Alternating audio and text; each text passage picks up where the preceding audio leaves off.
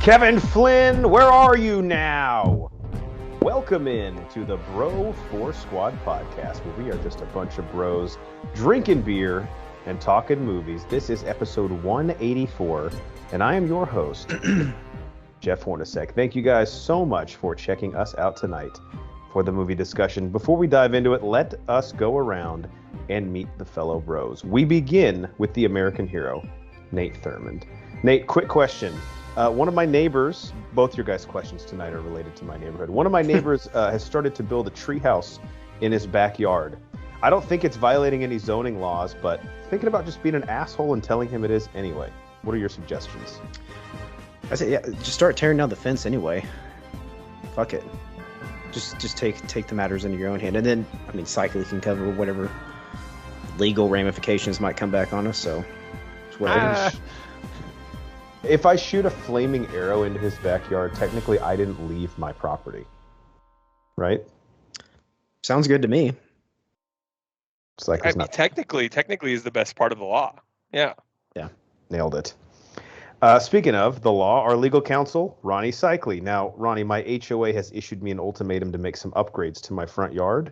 So as the lawyer for the podcast, I need to know if I'm A, allowed to put in a moat, and B, can I countersue them and force them to add a water slide to our neighborhood pool? Return serve. You know, I wish I like to believe I'm a good lawyer. I like to think of all the times I've protected us from getting sued, and but there's one thing you don't fuck with, and that's an HOA, man. They're coming for you, and there's nothing you can do about it. And I'm not going to be able to protect you. I might be able to give you a few more minutes to hide, but they will get you. They will get you. No, I'm just worried. Not giving us much there. That's what you get for moving to suburbia. Who's paying you? Just tell me what I want to hear, man. You're not paying enough. All right, well, here on the Bro 4 Squad podcast, we start every episode with the most important thing in any bro's life, and that is chest day.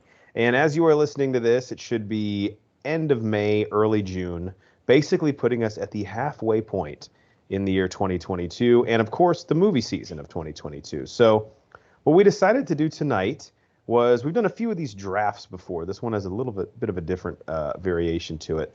The three of us are going to draft the remaining movies of 2022 to try to put together a team of what we believe will be the 5 best movies based on their IMDb rating at the end of the year. So, Nate, we went back and forth on this. The goal is, of course, to add up your movies at the end of the year. They have the highest IMDb rating. Looking at the list that we put together, which you can go off of, do you have a strategy so far? Because it's tough to tell what the internet will think of these movies, and obviously we haven't seen any of them, so we're kind of going in blind as well. Yeah, that's a good question. If we're going off of just IMDb rating, honestly, probably going to... No, actually, fuck you. You're trying to get into my head and figure out my strategy. I'm not telling you anything. No, I almost screwed up. You almost got me. Cycli, what is Nate's strategy that I know he told you? He is going to pick the movies that he thinks is going to be rated the highest. I think that's what it's going to be. God damn it! Wow, you cannot tell this guy anything. Told you that with confidence. That was a confession. Play to win the game. You play to win the game. It's a real world, lady. Can't just go around shooting people on a whim. All right, we did a spinny wheel on the internet before to determine the draft order. It is a snake draft, meaning when we reach the end of a round, that person will pick twice. So the person in the middle, which I will just reveal now is Cycli, never gets to pick back-to-back times, but he's always next up. So I won the spinny wheel because, of course, I rigged it. So I will pick first. Yeah, and there was confetti that shot out when you won. It was kind of weird. Took me the whole afternoon to code that into the website. Probably worth it, though. Cycli will pick second, Thurmond will pick third, but then first in the loop round. So the list we put together, again, not holistic, but I went through the major release calendar, and so if there's something that's not on here and you're at home upset, just comment below and let us know. But I think I got all the main ones. So these are movies, obviously, as you're listening to this, Top Gun Maverick has not come out. So I'm assuming it will be selected tonight. We have not seen it, so we can't cheat based on the IMDb ratings. But actually, speak of the devil, with my first pick, I am going to pick Top Gun Maverick. Oh, weird, because that's an 8.6 on IMDb already. Well, that doesn't. I mean, no one has actually seen it except critics and maybe another country. But they're trying to inflate it. I'm hearing good things on the Rotten Tomatoes. So is that what inflation is? What is that? All the talk of inflation, is that what they are referencing there, Nate? They're inflating the IMDb. I'm pretty sure that has to do with why I have to pay $4 for Cheez-Its now. Yeah, that makes sense. That's the market value of Cheez-Its. Of course, is the first indicator of inflation. Yeah, as we all know. So I'll go Top Gun Maverick. If you are not aware, we actually dropped our movie commentary on the original Top Gun, which is funny but also kind of sad because Geiger and Banner literally recorded that 3 years ago, and then due to the pandemic and the constant delays of the film, it just now released 2 weeks ago. So we always joked about the things they probably talk about on the commentary. I need to go listen to this. Yeah, probably funny. So check that out. But I'm going to go Top Gun Maverick to start off the draft. Cycling around the clock. Yeah, I'm going to go Black Panther. Wakanda Forever. Good going choice. for the fans, going for the masses here. What's your reasoning? You know, I'm really looking at this list. I'm trying to take away my own fandom movies I'm excited about and just really break it down to, I think, what people are just, excited to see. These kind of movies, especially like Wakanda, it'd be really hard to disappoint. I think people are just excited and they're there to have fun. And so, maybe it's not the best movie, but people will enjoy being there. So I think that's what I'm looking at. Pretty safe bet, although I do think there is some risk in how they handle Chadwick Boseman and T'Challa's passing. Maybe that could either maybe not upset some people, but maybe they won't be the happiest with how they do it. Although I do trust Ryan Coogler quite a bit, so I think that's a very safe bet. All right, so Top Gun Maverick selected by me, Black Panther, Wakanda Forever. Nate, you have 2 picks here, back to back. Okay, this is a tough one. Let me scroll through here again. We're gonna go. Yeah, we're gonna take Thor: Love and Thunder. Got to get the ones that the people going to see this already kind of know what they're getting themselves into, right? Yeah, I think so. I mean, just given any Marvel movie coming out late, I mean, you're gonna have 7+ on it already. Unless it's Morbius. And doesn't count. And as me and Horns were texting off pod today, as the official trailer dropped, Bale's character looks pretty awesome. Yes, looks pretty awesome. Have you seen the trailer, Cycling? Yes, I did. What did you think of the Gore the God Butcher played by? Yeah, I think people online were. It's going to be awesome to see him pull that off. I think it's a great look. Yeah, I'm pretty excited. Nate and I were saying is we're glad that they didn't make it so CGI heavy where you can't quite tell it's Christian Bale.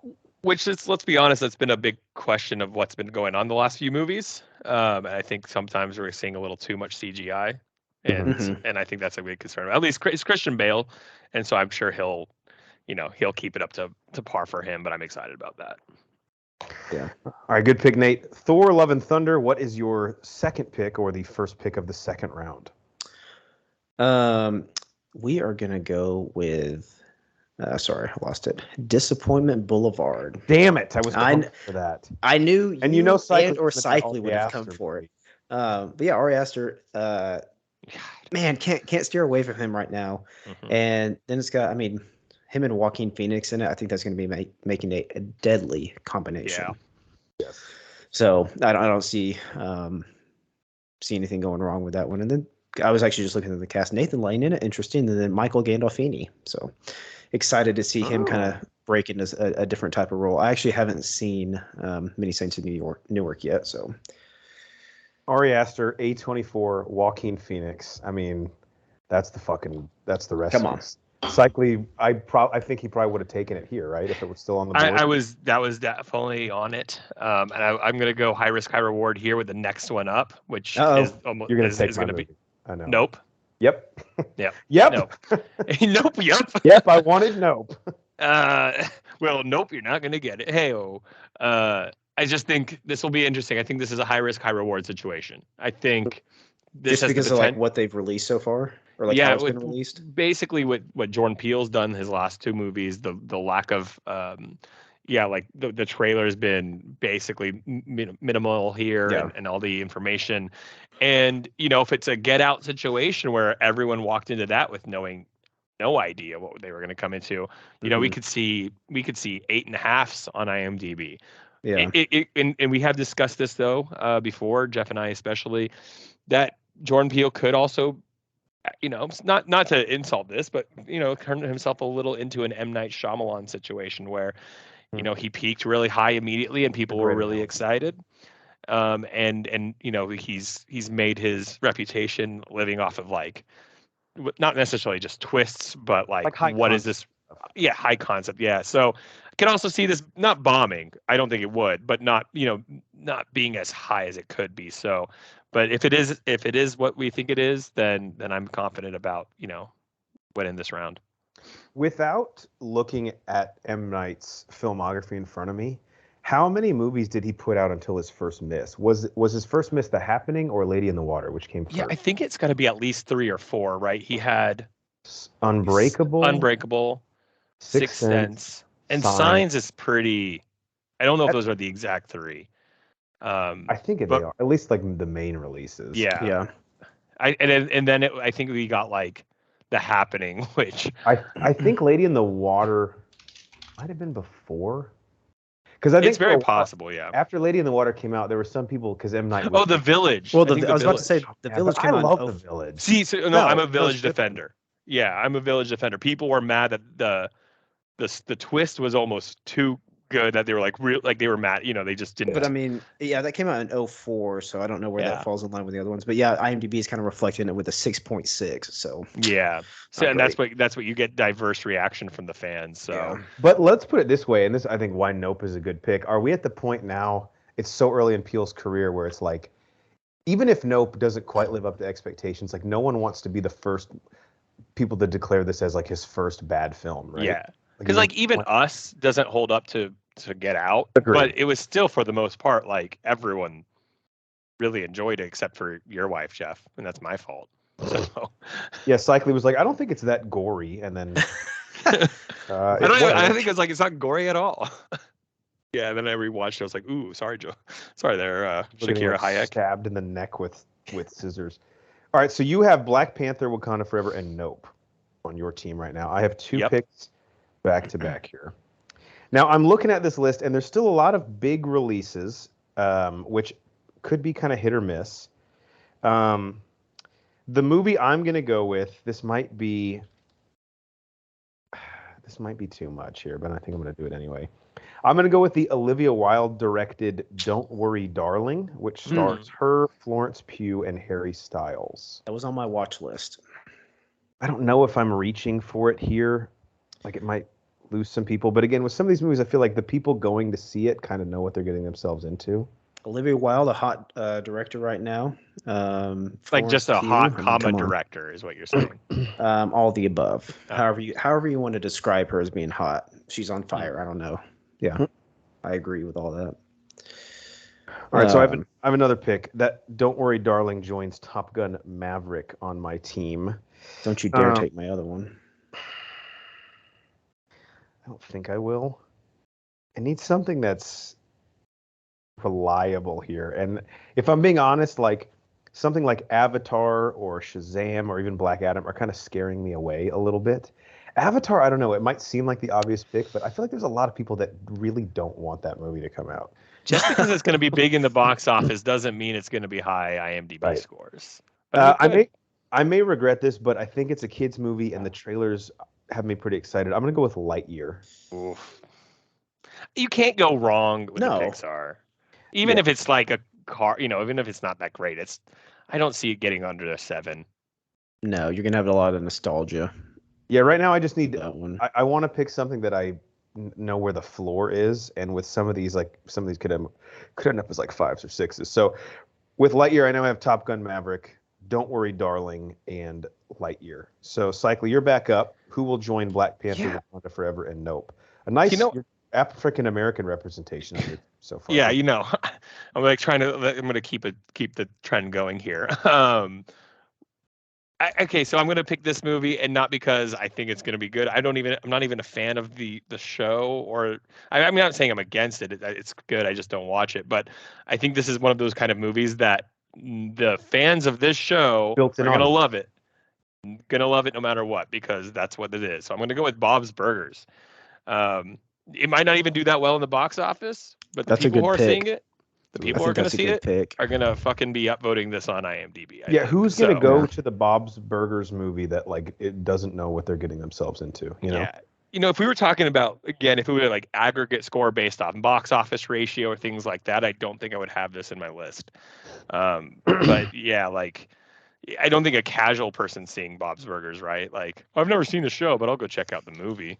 I mean, Yeah. maybe someone will, but And again, a nice one where we'll have the results sooner rather than later. I think it comes out next weekend or the weekend after. So, Bob's Burgers, Nope, and Black Panther: Wakanda Forever. all movies that belong together. Interesting team. All right, Nate. So far, you have Thor: Love and Thunder, and then the one that I almost actually took first overall in Disappointment Boulevard, but I thought it might be a reach.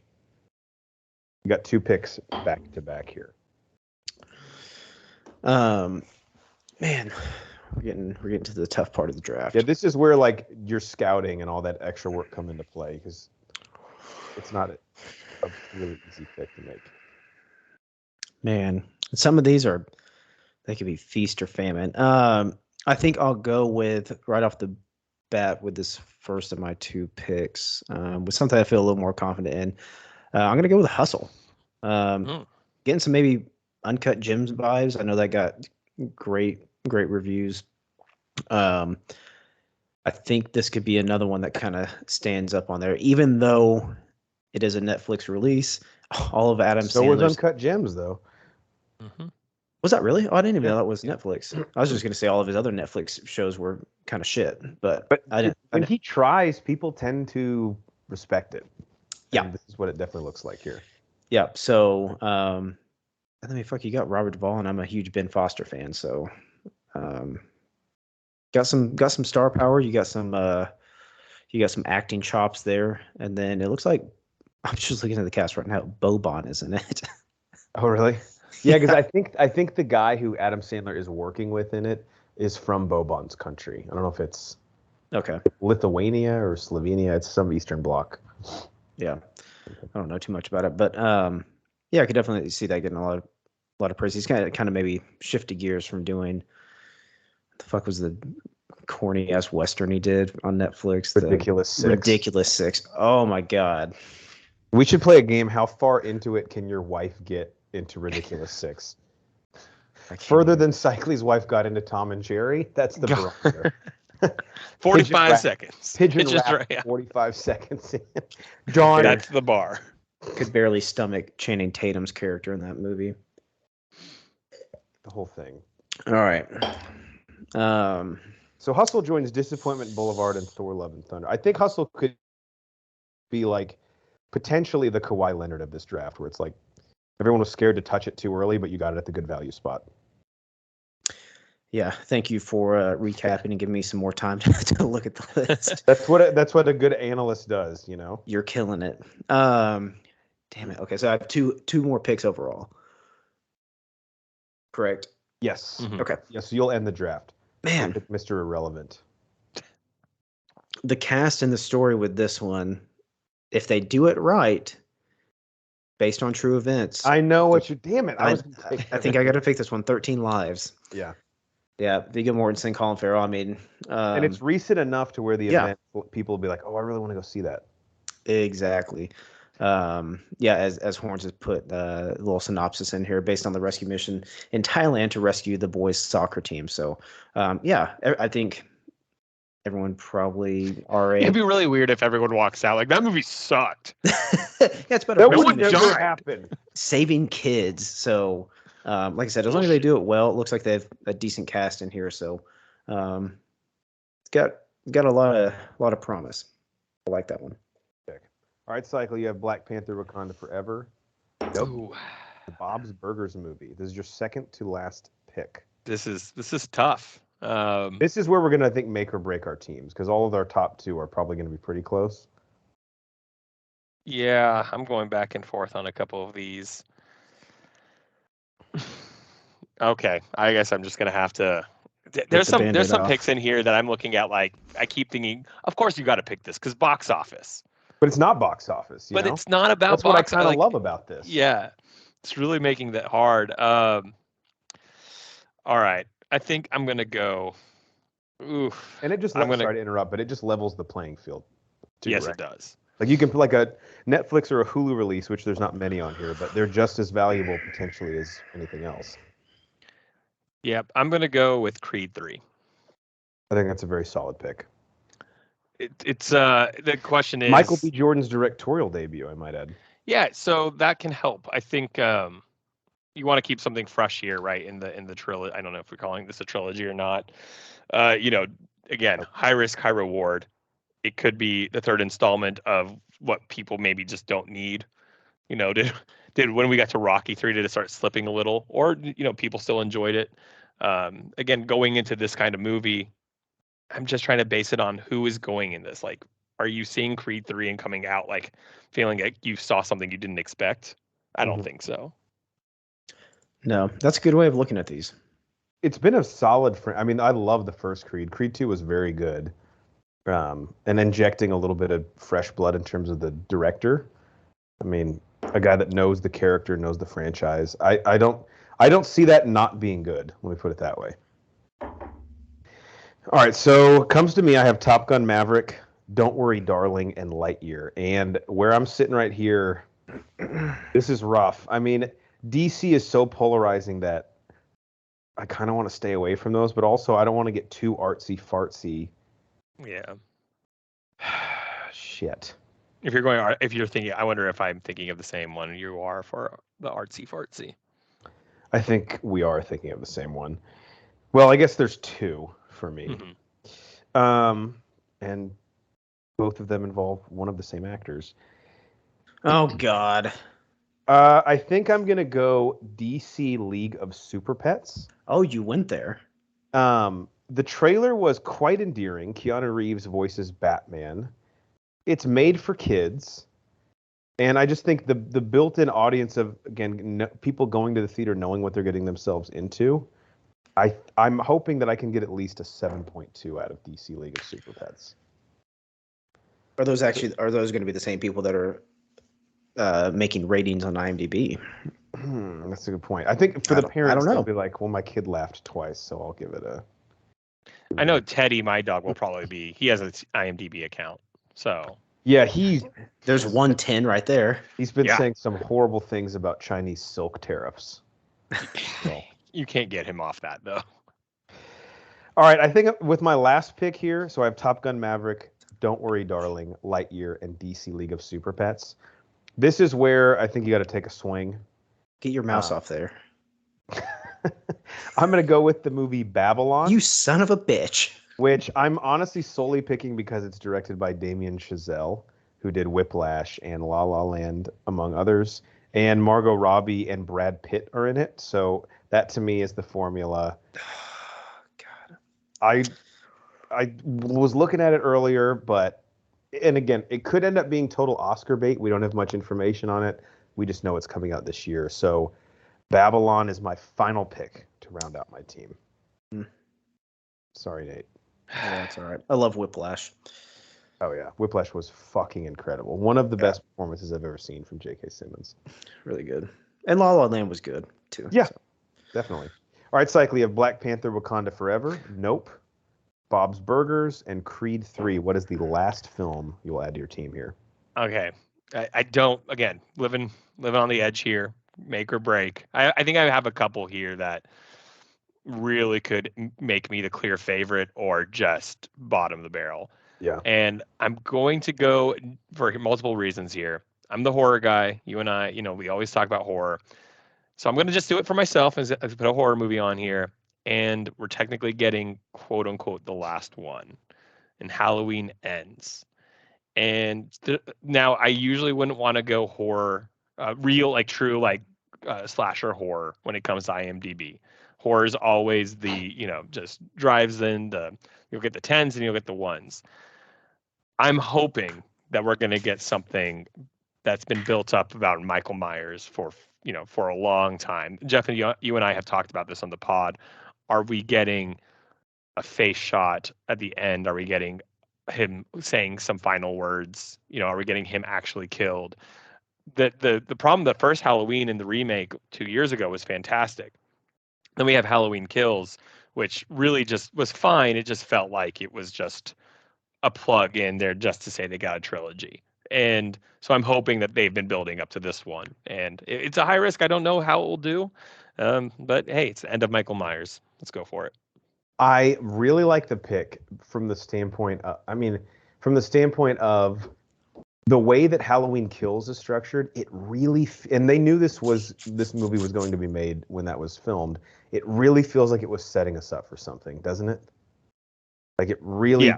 Halloween Kills really feels like this is going to sound like a huge indictment, and I don't mean it this way, but it really sounds like a placeholder or something to get us to this grand finale. Yes, absolutely. So I'm very interested to see what. But you can tell me, if you told me this ended up crashing and burning and left us disappointed, I wouldn't be that shocked either. Yeah, but I think just because it's hard. That's what you have to do with your last pick, though, right? Yeah. Go for it. Connect 4. All right, Halloween Ends is your last pick. Nate, you're up. Who will be your last film to join Thor: Love and Thunder, Disappointment Boulevard, Hustle, and 13 Lives?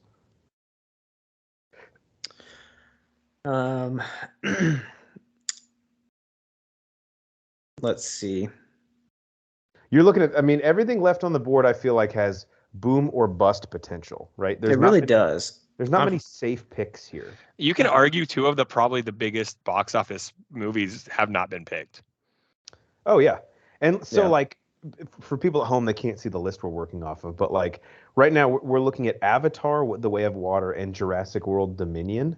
Mm-hmm. And that's why, again, to Cycly's point earlier, I like how this is based off of rating, like fan rating, because clearly those would have been probably the first 2 of the first 3 movies picked if it was a box office competition. But people might end up hating Jurassic World Dominion, even if it makes $1.5 billion. The last one was terrible, so I'm one of the few people who loved. Oh, sorry. I know it was fine. People who liked it are not idiots. Well, no, but it sounds like what you're saying is not. No, man. So yeah, with that being said, I have one that I wanted to pick, but I just don't think it's going to get the IMDb rating. I actually think I'll really like this movie that I'm not picking. And Horns is clicking on it right now. I knew it. I'm in your head, man. The trailer was awesome. I know we hang out too much. Which one were you thinking about? Spiderhead. Spiderhead. Yeah, I thought about that one too. Hemsworth and Miles Teller. But God, I made a calendar note for when that movie comes out because I want to see it so bad. But yeah, I could definitely see people being like, "It's fucking stupid." I mean, the premise is kind of weird, so it could go either way. I don't know. But man, I'm just gonna go ahead and take it. Avatar. All right. High risk, high reward here. Yeah. If it does anything the last one did, then I will say it would be weird if Avatar didn't end up on one of our teams. Yeah, I know we were trying to avoid it like the plague, but I'll take a flyer on it. James Cameron is listening. Like, finally. I also want Amsterdam to be really good. I know, and I think it will be. I think it will be, but it's just hit or miss. There's been like some other older movies, kind of like gangster movies and things like that haven't hit the mark, kind of that same time frame. So, but Margot Robbie, Anna Joy Taylor love it. So yeah, let's do the best of the rest. So Amsterdam, which is a 1930s murder mystery starring Margot Robbie and Anya Taylor-Joy, like Nate was saying, definitely had my attention. Bullet Train with Brad Pitt and Aaron Taylor-Johnson. The trailer looks really fun. That's one I'm excited for. Mm-hmm. Cycly, what were your thoughts on The Black Phone, which I know you and I have been talking about for a while? Yeah, we supposed to have been getting this. This has been delayed a couple times for, I think, just because of the pandemic. And I think there's been a lot of buildup on this one. So this almost made my list. I almost put this over Halloween Ends because I think from what I've read about The Black Phone, it's supposed to be just pretty consistent. Like Halloween Ends could be on either end of the spectrum here. So very close with going with a safer bet with The Black Phone. I have to ask because there's 2 musical biopics on here. I Want to Dance with Somebody, which is the Whitney Houston biopic coming out in December, and then the Elvis biopic, which really nervous about that one. Were either you guys even tempted at all to touch these, or do we think for the most part they just end up being kind of I don't know. People have such strong connections to a lot of these artists that a lot of times they don't enjoy the movies made about them. I was tempted with I Want to Dance, the Whitney Houston biopic. Elvis, I think, is honestly going to fall flat on its face. It takes, I think, it just takes so much more dedication and getting those little idiosyncrasies of Elvis to make it work, and that's going to be so tough to do. He may pull it off. I don't know, but I just think it's a lot tougher to actually pinpoint and get a good Elvis impression and act like Elvis. From the trailers, I'm actually kind of impressed with Austin Butler's portrayal of Elvis. Mhm. It's whatever the fuck Tom Hanks is doing that I just can. And I know Cycly made fun of it on one of our previous episodes. It's just like, bro, what is happening here? Yeah, I think the Whitney Houston, the I Want to Dance with Somebody was a safer bet. I was very close with going with that one. And I if you guys recall, like I put Elvis as my biggest flop on our preview show earlier. And again, I think I said it, not necessarily a flop in the sense of like the movie might be okay. It is good. I just the difference between Whitney Houston and Elvis right now is people still have a connection to Whitney Houston. Very true. Elvis, I think they're making this movie 20 years too late. I mean, honestly, it's just who is this for? Is it for our parents who my parents don't care about that anymore, like at all. Yeah. I think I mentioned like in Vegas, there's like only a couple Elvis impersonators left where it used to be everywhere and everything. I just don't know if it's going to get enough to like have IMDb swayed by like, just because Probably it's not. fucking Elvis. So Whitney Houston would have had my bet too. So I think I know what you'll say to this, but if we were to continue drafting these movies until there was only one left, what would be the last one you think would be taken? Nate, I'll let you go first. I would, because it's actually one that I am really excited now that I know it exists, and I'm sorry I didn't get Cocaine Bear on the list. Oh, son of that is. I don't know when it's coming out. It wasn't on my release calendar. I should have. I should have gone off list on that one. Just so I could. Let me tell you this: the date that we get a trailer for Cocaine Bear, I mean, it's going to be a national holiday. Yes, we're all getting drunk and we're all going to see it. I mean, I think the biggest. It's kind of tough in between a couple. Maybe Father of the Bride. I love that trailer though. I don't see this gaining much traction. I don't know. Maybe it's just me, but I mean, it's probably people are probably gonna hate it, but I was really digging the trailer. I was gonna say Violent Night is what most of us, which is a thriller where apparently David Harbour as Santa Claus is fighting mercenaries, which sounds fucking like a blast. But yeah, the IMDb ratings will probably not be kind. Even though that's something made for Cycly. Right. Like I don't know where I would put it. I don't know enough about it. The concept is, in and of itself fun. It made me think of Krampus a little bit. Mm-hmm. I think I would have probably gone Minions, Rise of Gru. That was probably my second choice. Yeah. And not to say, first of all, I will say Despicable Me, the original, is a fantastic animated film. I mean, it's just been butchered by the Minions. I mean, like the Minions were cute. They were cute and fun in that movie. And, even the second one, but oh my God, there's a subreddit called Minion Hate. There's a subreddit dedicated to hate. They just gained one new member now that I know that exists. Yeah. So, I mean, maybe it will be cute because it's a kid's movie, but again, I feel like parents who are taking their kids to this, they might get on IMDb and downvote the shit of this movie. Yeah. Although it's tough now because like even 4-year-olds might have IMDb accounts. We don't know. That's when I thought potentially because kids movies, I think automatically get probably like a 0.75 bump on IMDb because people are a little more forgiving. But that is a franchise that has just worn us the fuck out. And at this point, it really just feels like they're trying to milk every last dollar out of a parent's wallet. Yeah. I think so. All right. I was going to really quickly say, I really like how you mentioned the box office, but we are also going with IMDb versus Rotten Tomatoes. Because then we had to have our own conversations internally about like not necessarily being a good movie. Like critics could love a movie or hate a movie. And that would have put a different twist on this if we had to select that too. So I like your selection here. Yeah. Yeah, I think it's probably the levelest. I mean, no one on the internet is rational, us included, but at least IMDb, I feel like Rotten Tomato, and again, Cyclone and I had this conversation yesterday. People have this weird, there's like a lot of misnomers about where the Rotten Tomato scores come from. They're just aggregators. But I think IMDb is probably the least, maybe controversial is the wrong word, but the least disputed. People are just like, oh, okay, that's the IMDb rating. Cool. No one's like, I agree with that. Yeah. So when are we having our championship? When do we deduce the winner here? So I bookmarked this page. I think it would be cool, if possible, if we can all be together on New Year's Eve, we can just go in and add it up and find out. I like that. Yeah. Cool. And if you're a fan of mine on the pod, make an IMDb account and upvote my movies and downvote their movies, please. If you're anyone out there who can program bots, I'm willing to buy this victory. To just go in and actually, I think less so to upvote my movies. I just want to downvote all of yours, especially Nate's, because he had got Avatar, which is a fake movie. So yeah, not even real. All right, that brings us to the second part of our show, which is our protein shake. We go around, talk about what is in our cup. Also, what have we watched lately? I have quite a few things, but I will not talk about most of these for more than 30 seconds. Nate, why don't we go to you first? You're the American hero. What have you seen lately? You can just rattle off 1, 2, buckle my shoe. As many as you'd like to talk about. Yeah, if you're looking at our show notes, the top one I'll leave for later, because I know we'll have some crossover on that. So I'll start off. I got 3 on here. I'll start off with Outer Range, the Amazon Prime TV series with Josh Brolin in it.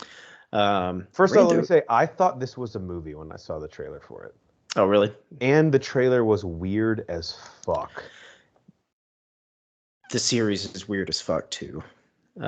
So I think in the trailer somewhere it's dubbed as being Yellowstone and Westworld kind of mixed into one. And I've seen both of those, and I definitely agree. So Josh Brolin is a farmer on a ranch in Wyoming that is struggling. He lives there with his wife, 2 sons, and one of his son's daughters. But very quickly there are, I think it's in the trailer, there's a huge hole in the earth that a ton of mystery is shrouded around. So a lot of supernatural shit going on. Obviously all kind of looped around that. Is the hole in the earth like kind of the root of some of their problems, or does it just sort of emerge in the midst of all these issues? Or is that a spoiler? I won't say anything to that. Just to not spoil anything since it did come out recently. But just a quick overall recap of how I would rate it. I really enjoyed it. It had a lot of mystery. There was a lot that was revealed in this season. The thing that I'm kind of upset about, mildly right now, it may improve later, is that right now season 2 is not announced, and if there's not a season 2, I'm going to be kind of pissed the way it was left off. Now, if there is a season 2, they can definitely extrapolate on some things, but there's one twist that me and my wife kind of caught on to early. I don't know if they intended for the audience to. I thought it was kind of obvious. I don't think it ruined the series or that season or anything. It was kind of fun seeing it unfold. But the way it was left off, there's still a ton of unanswered things. They give you a little little cookie crumb at the end to kind of nibble on, to keep you going. But I don't know if they're waiting to see how this season does or anything. But yeah, season 2 is not announced. I don't know if they're doing it. If they don't, I will be very upset. This is my issue with these shows where I love them. So this is why I think even though True Detective has a ton of flaws, why I do like it as an anthology, because there's nothing more frustrating than falling in love with a show, with the concept and where the narrative goes, and then they tease you for a resolution that you never get. Mm-hmm. Yeah, and even in the last episode, something happens that is kind of out of left field. I was about to say something, but that would be a big spoiler.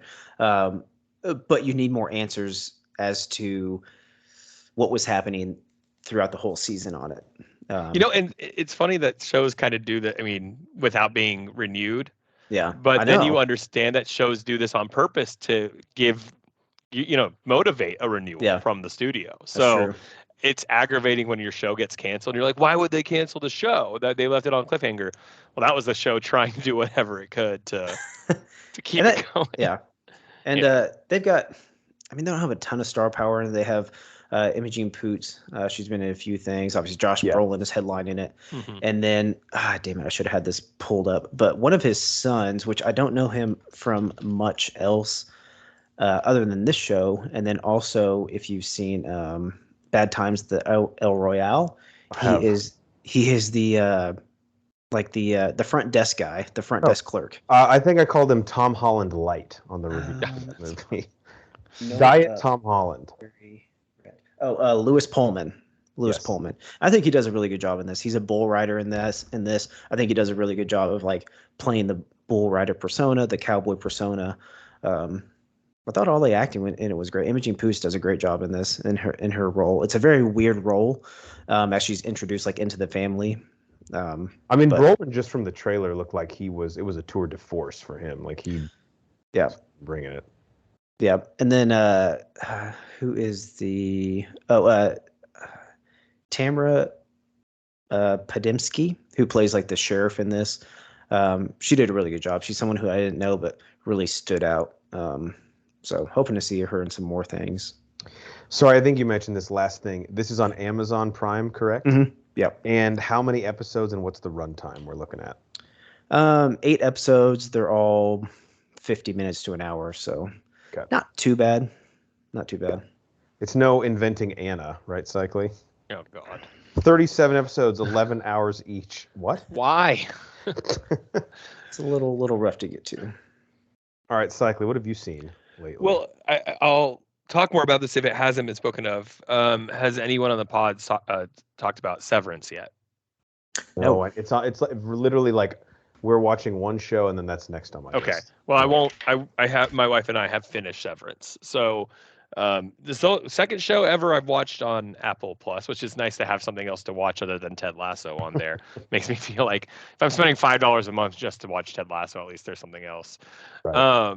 And since you're about to watch it, and I think so, people are still discovering the show. I won't go too detailed into the review, but I would say that if you've heard about this show, you've probably heard some good things. The show is not a fast-paced show. It is a slow burn. The first episode sets the tone of what you're going to get. A lot of times you get first episodes or pilots that are kind of, big introductions, extravagant, and really gets you excited. The show starts in the same way every episode really is. And it's kind of elongated and slow and patient.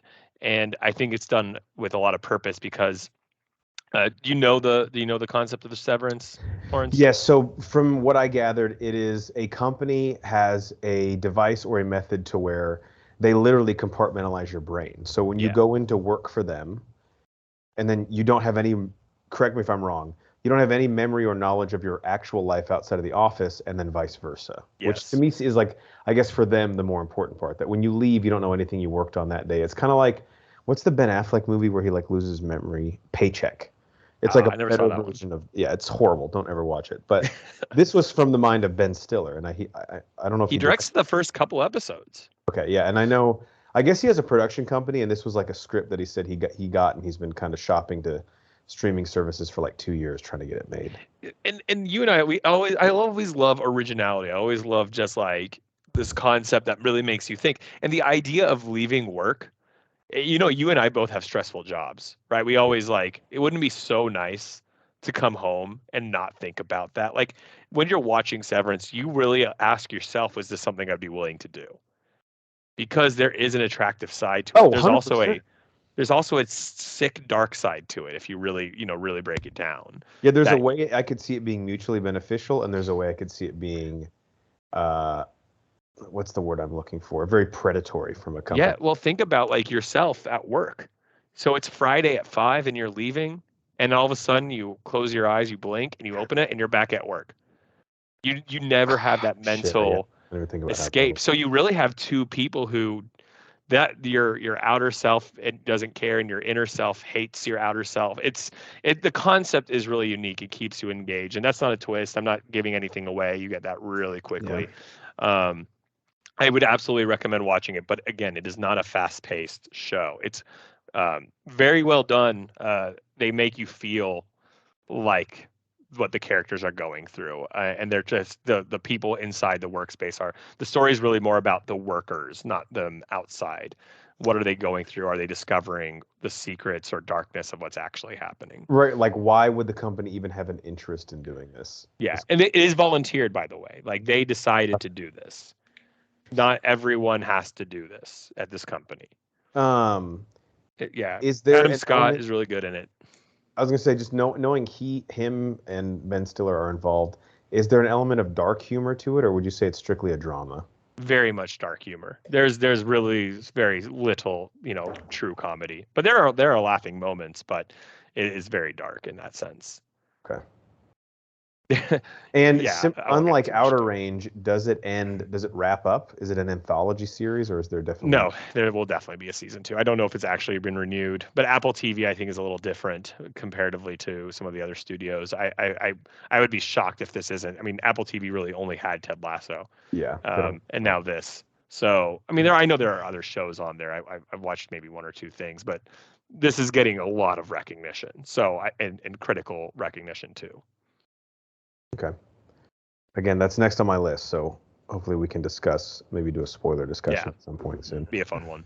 All right, let me knock a few of these out. Most of these I won't talk about much. 2 rewatches I had. So those who don't know, I am a school teacher, and towards the end of the year, we, somebody's got to make the big bucks. 100%. Yeah, I'm definitely the bankroll for the pod here, the benefactor. But towards the end of the year, I'm always looking for movies that we can watch once we're sort of finished with our curriculum that the state asks us to do that also have some, I'm a social studies teacher, some history ties. So 2 movies we watched that are both in my top 100 of all time, which we're counting down on the podcast, so stay tuned for that update. One I've already counted down to, the other one I'm getting to, and I just want to say these are such good movies that every time I watch them, they inch up a little more on my list, and that's Miracle and Remember the Titans. Both on Disney+. And I know both of you guys have seen these. I just want to get a quick rating. Nate, which of these do you prefer, Miracle or Remember the Titans? I haven't seen Miracle. All right, What? Well, so you probably put Remember the Titans ahead of it?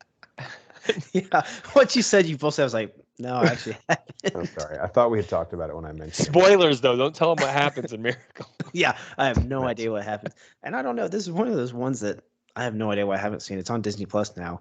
I'll make it a goal this week. I will go and watch that. It is so fucking good. But I mean, Remember the Titans.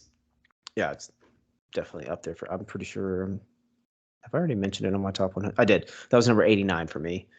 Nice. Yeah, I figured it would be in almost all of our top 100 lists. I'm sure if I would have seen Miracle, it may have made it. But yeah, I don't know if it's like, and this is a stupid way or stupid reason for it to be a turnoff for me. But I'm not a huge hockey guy. But like, I know it's more than just about the hockey. But none of my kids, I'm assuming, are big hockey fans either. But something about this movie and the way Kurt Russell plays Herb Brooks, you get fucking into the hockey in this movie. Oh, I'm sure. Because it's clearly more than a game. It's like basically whoever wins this wins the Cold War, essentially. All right, that's on my list this week. His accent is fucking incredible. Cycly, how about you? I'm assuming you remember the Titans, but something about Miracle I think as I've gotten older, Miracle, I think I would have had Remember the Titans above, but I think I have Miracle now. And not because to say Remember the Titans isn't any good. I mean, I love it. It's amazing. But I've also learned the true story of Remember the Titans, and it's pretty funny. Don't tell me that. No, the real team won every game by 70 points. Oh, really? Yeah.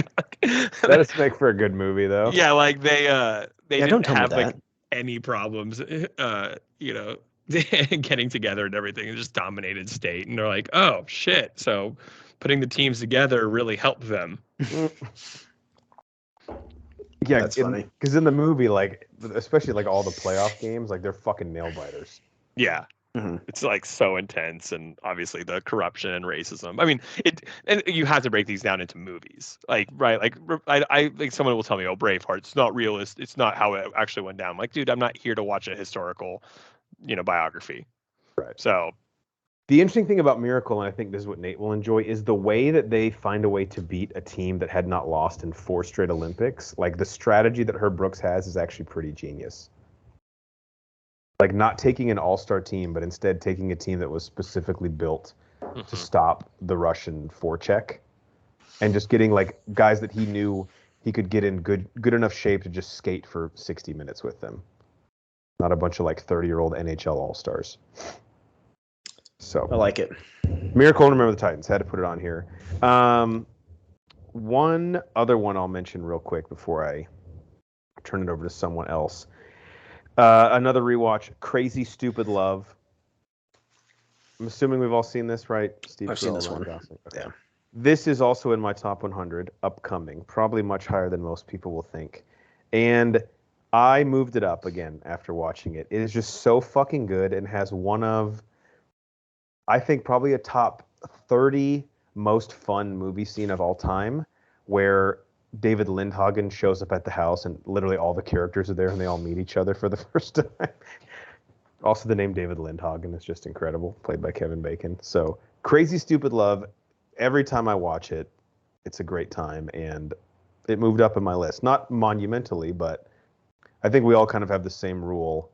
I won't move a movie up or down unless I rewatch it. You know, like let me get a fresh set of eyes on it. And Crazy Stupid Love was trending in the right direction. Let me put it that way. This one, I may have only seen this once, but with your recommendation and your high acclaim of this movie, I'm going to have to go back. That's another one I'll just put on my list to watch this week. Yeah, it's on Netflix. I'm looking up. Yeah, it's on Netflix, so easy Nate's watch. calling in the boss. He's like, "Hey, man, got a full schedule. Can't come in. Sorry." Yeah, I'm already at my desk. So it was one of those movies. Actually, a friend of the pod, Popeye Jones, his wife was staying with us this weekend, and we just threw it on. Like, yeah, we'll just watch a little bit of this. Next thing you know, you're an hour 20 minutes in, and you're just like, we can't stop this movie. It's so good. How have I not known that? I know who that is. I didn't know his nickname was Popeye Jones. I was going to say it's Popeye Jones, who I think it is. Yeah. Well, of course, we let him pick his name, and of course, he picked the most ridiculous fucking NBA player name of all time. I had no idea. I was like, wait a second. Has he been on? He's been on, I think, 4 times. He actually did Willy Wonka with cycling. Oh shit! Right? You're gonna have to get him on when I'm on sometime. Was he on? No, Killer Clowns from Outer Space. He came on. Oh, okay. Yeah, we'll have to have both you on at one time. All right, Nate, over to you. What else you got? Let's see here. Scroll down. You want me to leave number 1 for last? Yeah. Okay. We'll leave that and for actually, last. but I can. Cycling and I both saw your. I was about to say, I know you guys have probably. I know you have. We reviewed it, I think. Too. Over the weekend, was hanging out with some friends, and this popped up on HBO Max. We're like, yeah, sure, let's watch it. We haven't seen it. Watched the M. Night Shyamalan Ding Dong movie, Old. Oh yeah, I really enjoyed it. Okay, yeah. Lawrence and I think we did did we do a review? I'm pretty sure we did, like 99. It didn't. I mean, it wasn't bad. Like I think that was what we came out with. Come out last year. Yeah, I think that was our final verdict. Was it wasn't bad? For some reason, I don't know. I was a little intoxicated when I was watching this, but the acting was a little subject at points. Like I saw it with my mom, and she was like either uncomfortably laughing at some of the performances, or like thought actors were like purposely being over the top. I couldn't tell. I think that, let's be honest, I think based on The Happening, I think M. Night is just really bad at directing actors. Yes. It's a consistent theme with his movies, is like the acting is not. Yeah, that could be what it is, and that would make sense. But overall, really enjoyed the twist. I'll probably go back and rewatch this pretty soon, because it's one of those ones that going back, knowing how it ends, you can go back and like pick up on little things. And even just like realizing what happens on the beach, and then explain it at the end. You kind of look back, even just from watching it one time, you're like, oh shit, okay, this happened, and it kind of all plays out. But yeah, I thought it was really enjoyable. I'm not a huge horror fan, as most people probably know. It wasn't bad. I thought it was going to be way more horror impact than it actually was. Kind of just a thriller with some scary scenes in it, I would say. But yeah, overall, I thought it was really interesting. Yeah, some of the stuff that plays out on the beach is just insane. You're like, oh, you can see where they're going on some of these things. You're like, oh shit, they're actually going to do this. Okay, here we go. It Is was Midsize pretty Sedan interesting. the best rapper name of all time? Midsize sedan. See, that's the thing. Like the kids are, oh, that's midsize sedan, and like that sounds like a name you would give in like a straight comedy for something. Like Correct. just like being like jokingly and like giving like a stupid moniker to some But rapper. everything about his character is really, really serious. Yeah. Like very morose, and like none of it has any levity to it at all, except his name is Midsize Sedan. Yeah. But yeah, I didn't have high expectations going into this, but really enjoyed it. Really enjoyed the twist. I thought it was pretty clever. I thought it played out well. Even after the twist was revealed, there's a little extra that happened at the end that kind of wrapped things up nicely. Yeah, I did like that scene, and I Mhm. think with M. Night's movies, like there's one specific scene. Obviously, I don't want to spoil anything, but there's one specific scene between two of the characters over a campfire that, like, even if the Oh, twist yeah. doesn't work for you, I think is kind of still a redeeming quality in the movie. Yeah, I agree. Yep, 100%. And I think more I'm than definitely anything, wanting. sorry, Cycly. No, please go ahead. I was gonna say, I think more than anything with M. Night, we're just looking to see like consistent base hits. You know, like Yeah. just prove to us that you're not like K-ing every time you go up to the plate. Because I like Split, and Glass was fine, and this Yeah. was fine. They're not. Wasn't a home run, but it was an oppo double. You know, Yes. gets the job done. Cycle. And I think that's exactly it. It's like I actually saw this on HBO last week. Like I was like, oh, I didn't, I had almost not forgotten about the movie, but like, it's not one of those that sticks with you. Yeah. At the same time, and it made, like you said, I kind of want to rewatch it because Horns and I walked out of the theater being like, hey, I enjoyed that, and at the end of the day, isn't that why we're going to the movies, Yeah. right? Like it doesn't have to be a home run, like you said. Get me on base, and we'll be happy about it. Yep. And I think, as we said Absolutely. earlier, we're so starved for original ideas. Yes. At least M. Night, him and Jordan Peele too, are just two guys that they don't give a fuck, man. If they have an idea and it's crazy, they're gonna go for it. And I think we really need that. You will never hear me back. I might say an M. Night movie like The Happening is shit. Like I did revisit that a few months ago. I think you remember, and it was terrible. But I will never sit here and be like, dude, M. Night, that guy needs to stop. Right. Stop it. Like, we're starved. Like his worst movie in a lot of people's eyes is based on IP, which is Avatar: The Last Airbender. Yeah. We're like we get you love the anime, but just do cool, crazy shit, bro. Exactly. All right, Cycly, what else you got? Watched Candy this last week on Hulu. Jessica Biel. Justin Timberlake is actually in a couple episodes too. Have you guys This is based on a watched true this? story, right? Yes. Mm-mm. And it's not. Are they doing episodes week to week, or they drop the? No, whole I think they released them all within like a couple days of each other. There's only 5 episodes. The movie takes place in the 1980s In or late Texas, right? 70s in Texas. So yeah, basically it's about Candy is this woman who she has, I think, 2 children. Old, 80s type Christian family in Texas at the time. You can see her life is kind of boring. And I mean, that's kind of it. There's you get into it immediately. I don't think this is a twist, but there's a murder and an affair, and dealing with another family at the same church, and all this community, everyone knows everyone, and it's 5 episodes. And the pros I'll say is, one, they don't overdo it. They're not making 12 episodes just for the sake of making 12 episodes, which I really enjoyed. But 5, I also felt like they rushed things, especially like the 40-minute episodes, or how long are they? Yeah, they're about 40. I think maybe 1 or 2 are in the 50s. It's just a sense that like we when we're in the court scene, we're in the trial, like it's just we're not getting any build up. We're not getting like more of the story, more of the issue. And again, that was fine. I would absolutely recommend watching it. It's a really good character piece. And Jessica Biel, I mean, if I don't know what the award is at the Emmys for makeup, but Best boobs. Yeah, that's a good one. If they can make her unattractive, then someone should win an award.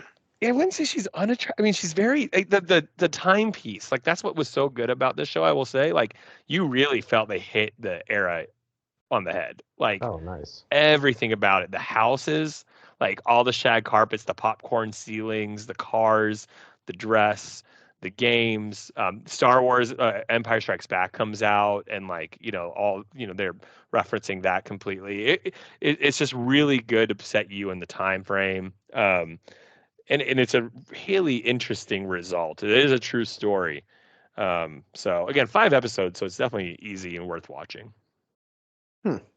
And this is, I mean, since it's based on a true story, I'm assuming like it's a complete story, right? We're not left. Yeah. It ends when the trial ends. I mean, obviously they give you a little bit, one of those endings that tell you where people are now. I always like those. Yeah. Fill me in. All right, let me run through a couple of these. I'm going to mention 2 of these only briefly because these are actually movie commentaries that we've done that we'll be dropping. Actually, one of these will already be out. So Banner and I did the 1967 movie on HBO Max, Son of Godzilla, for a movie commentary. This one is wild. Definitely check it out. HBO Max has all the old Godzillas. Banner and I have done 3 of them. They're so much fucking fun. Just, you will not regret getting drunk and watching Son of Godzilla with us. Let me put it that way. The other one, Cycly and I did, I believe a week and a half ago, maybe 2 weeks, and it will drop around Halloween, and it's continuing our love and our appreciation via movie commentary for the Saw franchise, doing Saw 6. So we're actually almost to the end. I'm assuming we'll go back and do Jigsaw. We'll just do them in release order, I guess. But Cycly, what would you tease for our movie commentary of Saw 6 for the gore hounds out there, just to whet their appetite till Halloween gets here? Well, the fucking insurance companies better watch out. We're coming for them. Those are the for someone never have seen the Saw 6, they're gonna be like, okay. What the fuck you talking about? No idea. Saw 6, I think, is the first one in the series where we actually have like a few negative things consistently to say about it. So it still doesn't. It's still not. It still holds up better than I think the original watch, but we're coming up on Saw 7, which I don't think can be redeemed. That's the worst one. Yeah. Yeah. So Saw 6, look forward in October. One other one I'll mention real quick. There's a lot of movies that came out earlier in the year that I just basically want to say that I saw so that I can have an opinion on them.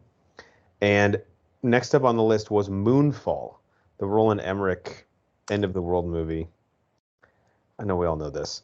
Halle Berry, what's his fucking name? Jason Statham. No, that's not Statham. I wanted to see this one. I'm excited to hear your review on this one. So the one question I have is Patrick Wilson. I'm sorry, he's in it. He's oh yeah, it's fun. And John Fargo Bradley, who I don't watch. Oh, he is in Fargo. That's right.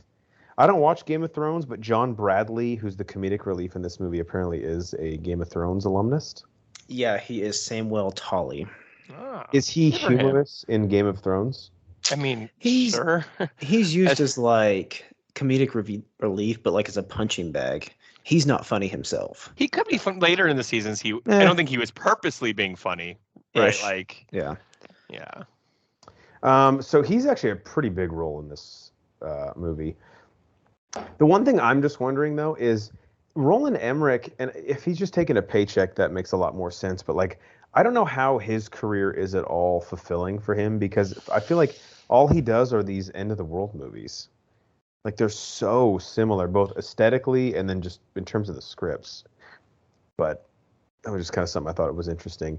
I went into this hoping to laugh at how stupid it was, and especially in the second act, it's actually pretty interesting. Like, the way that they set up the moon coming towards Earth, because when you see the trailer, you're like, are you fucking kidding me? Like, what the hell is this? And some of the visuals, like the Earth or the moon obviously affecting like tides and like daylight and stuff like that is pretty cool. Like a lot of these Roland Emmerich movies, third act, he tries to set up like a fucking franchise and it just kind of collapses in on itself. But there's some redeeming moments. The one issue, though, is the runtime. It's a little over 2 hours, and this thing had no business being over an hour 40. So I don't think I can recommend it to you in good conscience.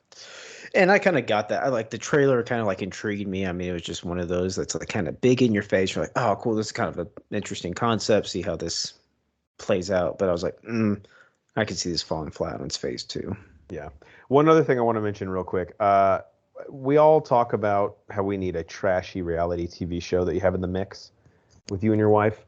And we are currently watching a show on Peacock called Summer House. I think I've talked about this before. Have either heard of this show? You've told I me don't think so. about it. I haven't heard of it. So the concept is pretty simple. It's not a game or anything, but a bunch of, mid 20 somethings to like early 30 somethings. In New York, it's custom for those who are affluent enough to afford it. New York City, where you and a group of friends will rent a summer house in the Hamptons, where basically from like Memorial Day on, you go to the summer house every single weekend until, I don't know what, like the first week of August. And summer house just follows this group of friends as they meet up each weekend and get blacked out drunk and have dramatic arguments and things like that. And we just finished season 2, and the arguments are cranked up a notch. The alcohol is cranked up 2 notches. But I think the best thing I can say is my 2 least favorite characters, they get in so many fights with other people on the show that this is their last season. Or at least they're not in the next season. Wow. I'm sorry to hear that for you. Yeah, dude. The work is... I'm here for you. Yeah, thank you. Thoughts I and prayers. wanted this, though. Oh. Also, I don't know where this originated, but I'm going to start saying this in real life, with or without your approval. Anytime the characters, I say this like they're dramatic actors. They're real people, but they don't seem like it at times. Anytime they decide that they're going to get really blacked out at a party, they say, we're going to send it. They say send it a lot. I'm still going to send it. So we're going to send it on Broforce Squad weekend here in a couple weeks. Hell yeah. Cycling are going to be drunk for 72 hours straight. It's going to happen. So I'm going to clock out a little early on Friday to get the party started. it's a good idea. We're going There's a chance I quit my job the day I come. We'll see. Could get real interesting. He's not even kidding, folks. I was about I'm to say, not. that sounds real. It sounds real. Yeah, if this Like prospect works out, I might be like, you know what? I'm going to come into Horn's house and letting it all go. And sending it. Send it. All right.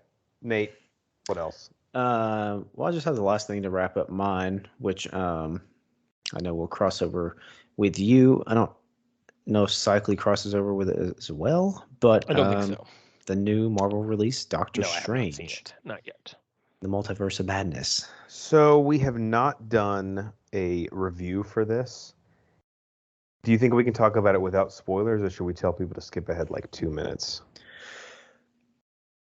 Just selfishly skip ahead 2 minutes so I can talk freely. Actually, 3 minutes.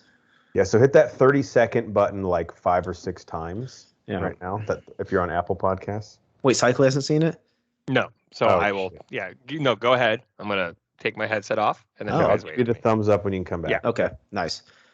All right, Nate. Start it thoughts? off. Oh, me. Thoughts. Really enjoyed it. And I mean, this is just the huge theme of the whole thing. Wanda going in such a different direction, which is Loved it. springboards off of WandaVision. Like, let's say this. We talked about like, oh, will the shows ever affect the movies?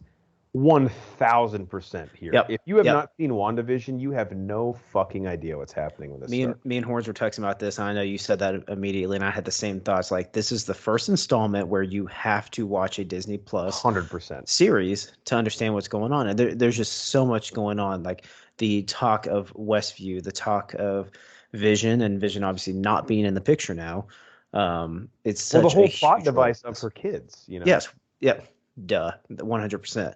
Like, and actually, after the show, I was texting Horns because Mrs. Thurman kind of pointed out one small detail to me after I kind of springboarded on some of this. But Multiverse of Madness, abbreviated MOM, Mom. It's about Crazy Wanda being a mom and wanting to be a mom. America Chavez in this having 2 moms in it. And the Yep. cherry on top, it was released on Mother's Day weekend. Shut the fuck up. Didn't Good even job. realize that. Good job, Marvel. You killed it. And that's just like tertiary stuff. That's not really even like the meat impressive. and potatoes. But yeah, I'm super excited to see where. I don't know. Is there any background to America Chavez in the comic books or anything?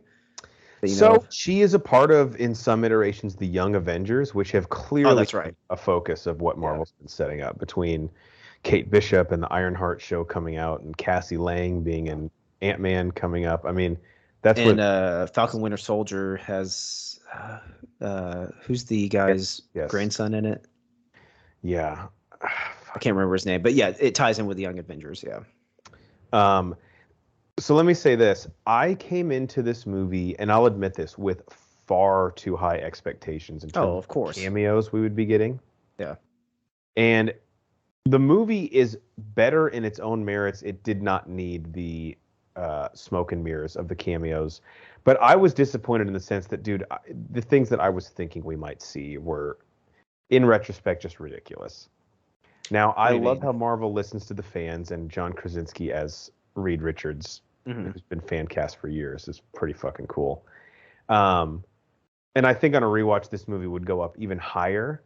For me, loved everything, loved the villain in Wanda. Benedict Wong as Wong is fucking incredible. And I think this is a good job of, even though I still don't know where the fuck Phase 4 is going, it moves towards Secret Wars or the multiverse in some way. The only thing I really didn't like was a few too much Sam Raimi-isms, specifically Zombie Strange. So whenever that first happened and he gives the line, well, I don't have to necessarily be alive on the Earth or on that planet to incumbent him or whatever. I was like, cool. That's a cool idea. You planted the body there several scenes ago. This is going to be awesome. Zombie Doctor Strange talking and like giving like American Survivors like a little pep talk and be like, hey, this is what you're here for. It got a little gimmicky. Yeah. I agree. I did there again. I'm kind of just like throwing shit against the wall here, but yeah. I loved the music note fight scene. I thought really that was interesting. Cool. And speaking to the post credits, bringing in Charlize Theron as Clea, who I'm shocked we didn't see before now, who's Doctor Strange's wife in the comics. I'm really interested where that could go. And obviously, you put her in anything, and she's just so ugly. It's unfortunate, but. I think obviously them maybe jumping back into some other universes thing. It leaves the door open for seeing Patrick Stewart, seeing John Krasinski again in those roles in different universes. And with that being said, jumping back to just like that section of the movie as well, how dark did we get in this? Man, really dark. I mean, the way she kills all the Illuminati is pretty brutal. And Kevin Feige just having an appreciation for the fans. Some people might not know this, but Ansel Mount, who played Black Bolt, reprising his role from the very, very maligned and very big failure ABC one-season series, The Inhumans, where he plays Black Bolt. And that was the voice guy, right? Yes. Yeah. And yeah, just like specifically that, what mouth? And then his head collapses, and I'm like, yeah, God. Because he tries to do the noise in it. That was graphic. That was and then killing Agent Carter with her shield. Just.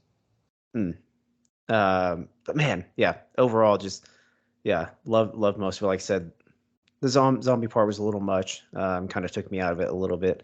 I don't think this is a big revelation or anything. Wanda's obviously not dead. Didn't show the body. That kind of like Marvel. Are you trying to like trick us? We know. Yeah, like dude, you're not fooling anybody. It's Elizabeth Olsen. She's said she's going to be in House of Harkness, the Disney Plus series. Yeah. Fuck off. Come on. Which is fine. She's one of the most powerful beings in the universe, so she can survive it. But, correct. Yeah, really great. Really great overall. All right. We'll have to talk about it more when someone else sees it. I'm back. And then you find out they're all robots. Oh, hey. Wait, what? Man. Crazy. Oh, man. Everyone is an Ultron robot. God, can you imagine how fucking stupid that would be? Yeah. All right, Cycle, you got anything else? Yeah, I have a couple. I mean, I don't know if you guys want to keep. You mentioned your stupid reality TV shows. I've talked about it before on the pod. The Circle. We got season 4 just came out on Netflix, and this has been one of the few reality TV shows that I've always loved. This season's losing me a little bit. Not to say that the concept's the same. Do you know if Banner's still watching that? I don't know, actually. Because I know he was He at is some point. he is coming this weekend, so maybe we If can watch. Banner bails Oh, on a that's true. show, then you have colossally fucked I, up. I feel like I know he and his wife are watching it. I think we just hadn't talked about the brand new Yeah. season because it just came out. The one thing I'll say is what made the show special in my eyes was that was like originally it had like anybody was on this. Like it could have someone who's like anti-social media, like, and you could have like people who are older, like you literally had 67-year-olds on here, teenagers. Like it was cool to see a mix of people who were in isolation and get to know each other. This season we have like 4 or 5 like TikTok influencers. And I'm just like, that is stupid. yeah, and I'm just like, okay, well, that's not what made the show cool. Like, I get it now that the show is big.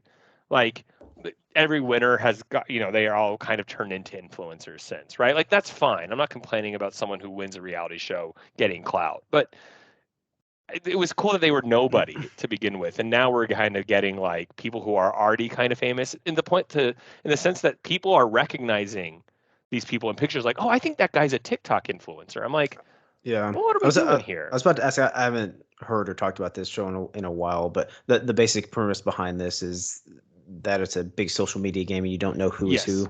Yeah, and everyone's less.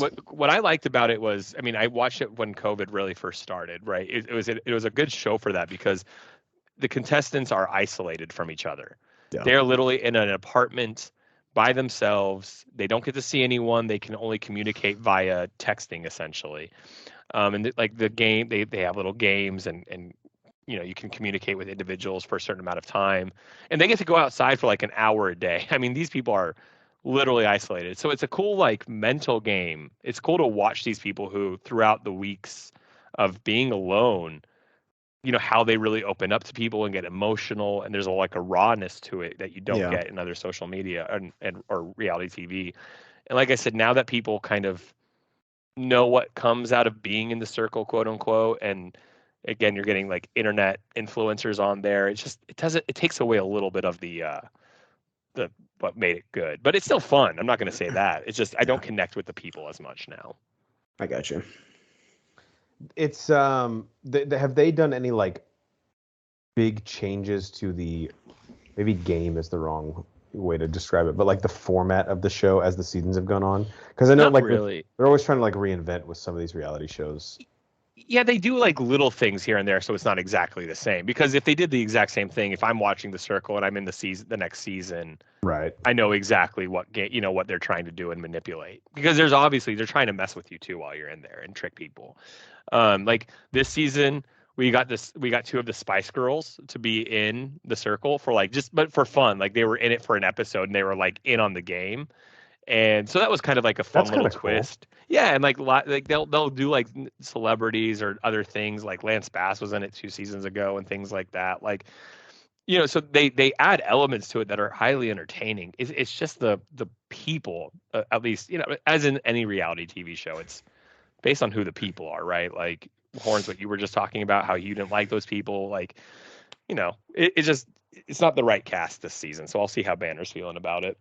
Yeah, that's the thing with these shows. Like, it's solely dependent on the actual normal human beings that they bring in. Yeah, you got to root for somebody. And if you don't feel like you're watching a reality TV show and having that person you're wanting to win, it kind of just disconnects you. Yeah. All right. I know I've been talking a long time, but I have to just empty my cup because I'm on summer break, and if I don't, then every single episode I'm gonna have 30 things. So I'll talk very briefly about a few of these. I saw 3 Ninjas Knuckle Up on HBO Max, the direct sequel to 3 Ninjas. This is, I've seen 1,049 movies all time. This is 1,042 on the list. Wow. All right. Utterly fucking horrible. The worst score I've ever heard in a movie. And if you're someone at home like, what the fuck do you think, Horns? It's 3 Ninjas sequel. You know what's badass about the first 3 Ninjas sequel? It combines Home Alone with like the Karate Kid. This is completely aimless. They're like, we'll just have the 3 kids beat up, I don't know, fucking everyone. They're like out on like some Indian reservation fighting adults. I don't even get it. Doesn't make any fucking sense. But it's happening. It's happening.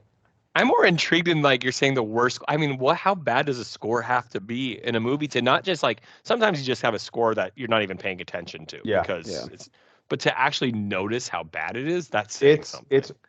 Oh, man, it's really fucking bad, dude. It's all like recorder music. What? Literally playing like green sleeves and hot Yes. cross buns. That's what it sounds like. It sounds like Oh a my. sixth grader playing his recorder. It's all and it's like while they're beating up adults. I'll Cycling, when you come, I'll show you a scene. I'm scared. Also, I always laugh at this because like when movies that have like such low budget and like who are the actors playing hardball with? They recast 2 of the 3 ninjas. Like we can't get Rocky and Tum Tum to come back. How fucking shrewd were these negotiations? They were wanting gushers at every break. They just couldn't afford it. No, Tum Tum gets. It's ruthless. So don't watch 3 Ninjas Knuckle Up, or do. Still think it'd be a great commentary for us to do at some point. Probably. I also saw, going back through movies that came out this year that I really need to see, the A24 movie X, which was the, I guess horror is how we classify it, about the 1970s based, a group of, I guess actors and a producer go to a reclusive town near Houston to film a pornographic film, and murders start happening by the person who lives there. Cycly asked me, is there any like crazy twist? Like what's going on here? It's an A24 film. We have a high bar to set. And this was a fine movie, but there's just not much beyond the premise. Like it's not really shooting for the stars. There's no crazy reveal in the third act. There's some good kills. There's some suspense built and some really interesting like visuals. And the runtime's solid. I think it's like an hour 40, including credits, so it's not too bad. I would recommend it, but it's not going to be a horror film that I remember in like 4 or 5 years. So, Cycle, I think you would enjoy it, but it's not one that you and I are going to be like talking about at parties in a decade. It's definitely on my list. Yeah, and you and I talked about it. I've been interested in seeing it. I'm completely intending on seeing it. But it wasn't one that, when I saw the trailer, I was like, I have to see that opening week.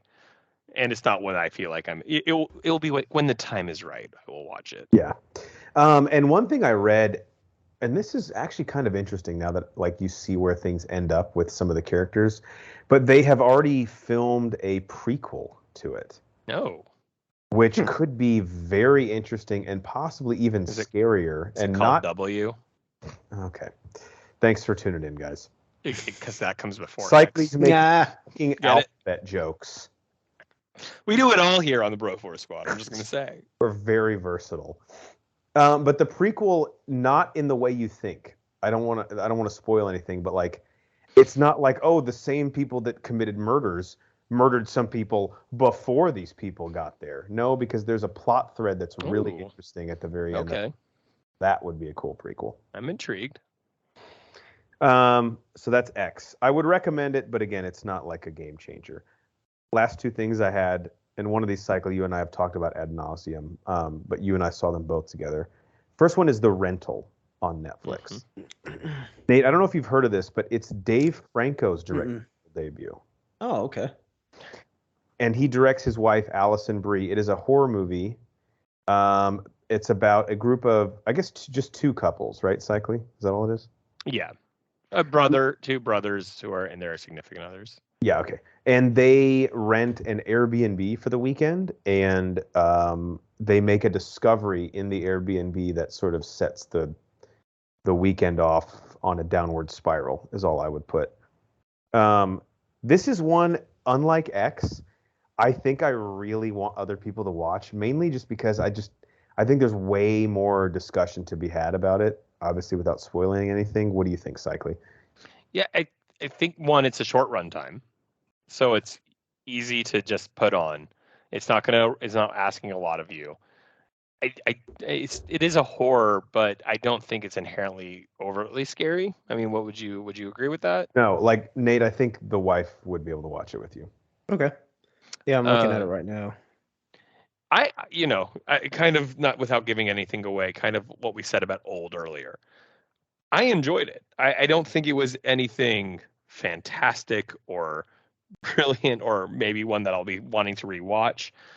It also, when you break it down after a while, you think about it too much, then then you can get into semantics and it's, doesn't hold up as well. But for that hour and 30 minutes, I was entertained. I think you're on mute. You're on mute. Sorry, which is the job of the movie, And I don't know. It just brings up some. I think it's like there's some interesting discussion pieces afterwards. So in that, I think X might be a better movie overall, but I think The Rental is more ambitious, if that makes any sense. Mm-hmm. Okay. And I'm going to compliment Dave Franco. I honestly, like, when I found out I actually don't mind him. I think I like him more than his brother nowadays. But like, the cinematography, the shots, the pacing, it didn't feel like, if you hadn't told me that was Dave Franco, I would have sat there and been like, oh, okay, who did this? It was really well done. It was an impressive debut, I would say. And I don't think I expected to say that. Yeah, for sure. When you say directed by Dave Franco, you kind of laugh at first. But yeah, of all the problems in the movie, that was not one. And if you had asked me what I would anticipate would be an issue, it would have been that. So pretty cool to see. For sure. All right, last thing I have, and then anything you guys have, and we can wrap up. I rewatched, I believe, for probably the third time all the way through, that would be like all 200 episodes, How I Met Your Mother, which I know both of you can speak immensely to. One of my top probably 3 shows of all time, at least as far as a sitcom goes. Strikes probably more emotional chords than any sitcom that's ever been around. Sans maybe Scrubs. Mm-hmm. Maybe. Yeah. And I don't know. I find myself more and more forgiving about that last season every time I watch it. Maybe because I know what's coming. But also one thing I do think I realize is this show is much more about friendship than it is about relationships, if that makes sense. I'm interested to see what you guys think. I know, Cycle, you just finished another rewatch as well, right? Mm-hmm. Yeah, I did. And I agree. I think when the show initially ended, I know the wife was even more mad than I was. And this is my second rewatch, I think, total since the show came off the air about 10 years ago. I agree. I'm not as angry at the 9th season. And here's the thing. The 9th season is still highly entertaining. I think the complaint is the way they did it. Yeah. Right. Like, I mean, we don't need to be spoiler free here, right? The show ended 10 years ago. No, spoil it. We're good. The fact that like they have Barney and Robin get divorced, in all honesty, I'm not mad at that. That makes sense. The couple, they were always a ticking time bomb, even though they had really good chemistry together and they worked in a lot of ways. But the issue is always going to be, you can't have an entire season go around 3 days and then 10 minutes into the season finale have them be divorced 3 years later. Correct. Right? Like that's the issue. Like, look, Ted and Robin getting together, I get people hate it because like, oh man, we just got to know the mother. The show is based on that. The first 5 seconds of the show in the pilot had and the kids point that out. Yeah. Exactly. And again, I'm not sitting here saying I understand what people who are mad are getting at, but if you really want to be honest with yourself, you're fooling yourself to not make it think that the Robin Ted thing was always part of the story. So I think if they had gone a different way about that 9th season, instead of doing it in a full weekend, we could look a little differently on it. It has grown on me. Nate, what about you? Yeah, I've gone through a second time. It's been a couple of years, so maybe that would be something I need to put on my rewatch list. But I agree. It's a great watch, like while you're I agree with what you guys are saying, and now this is kind of getting me excited to go back and watch it for a third time, because at the end of the day, I mean, you want to watch these shows to be entertained and feel good, and maybe this doesn't go in the right direction, but that's kind of how real life goes sometimes. Yeah. I mean, it is. In and of itself, this show, the last season, it's kind of a sad, kind of morbid way to get to where Ted and Robin are really happy. But I mean, that's fucking life sometimes. Thank you. And like, it does take some time. Like, you can't go through that first watch and be like, oh, I like it. You're pissed.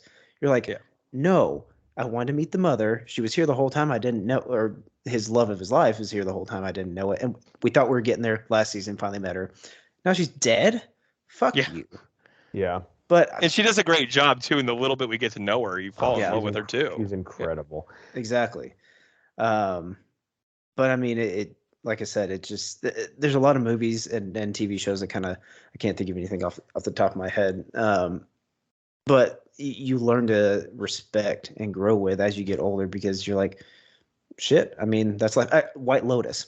That was the one I was thinking of because the end of that, I don't know if Cycly, if you've seen that, but I know Horns has. You get to the end of that and like something happens and the resolution is like, shit. You just kind of rest back on what you were doing and you kind of get back into your normal routine. But that's sometimes how life goes, and a lot of people get stuck in those situations. And good for them, exactly, to not go cookie cutter, right? Like everything. Okay, Friends ended perfectly. Hey, yeah.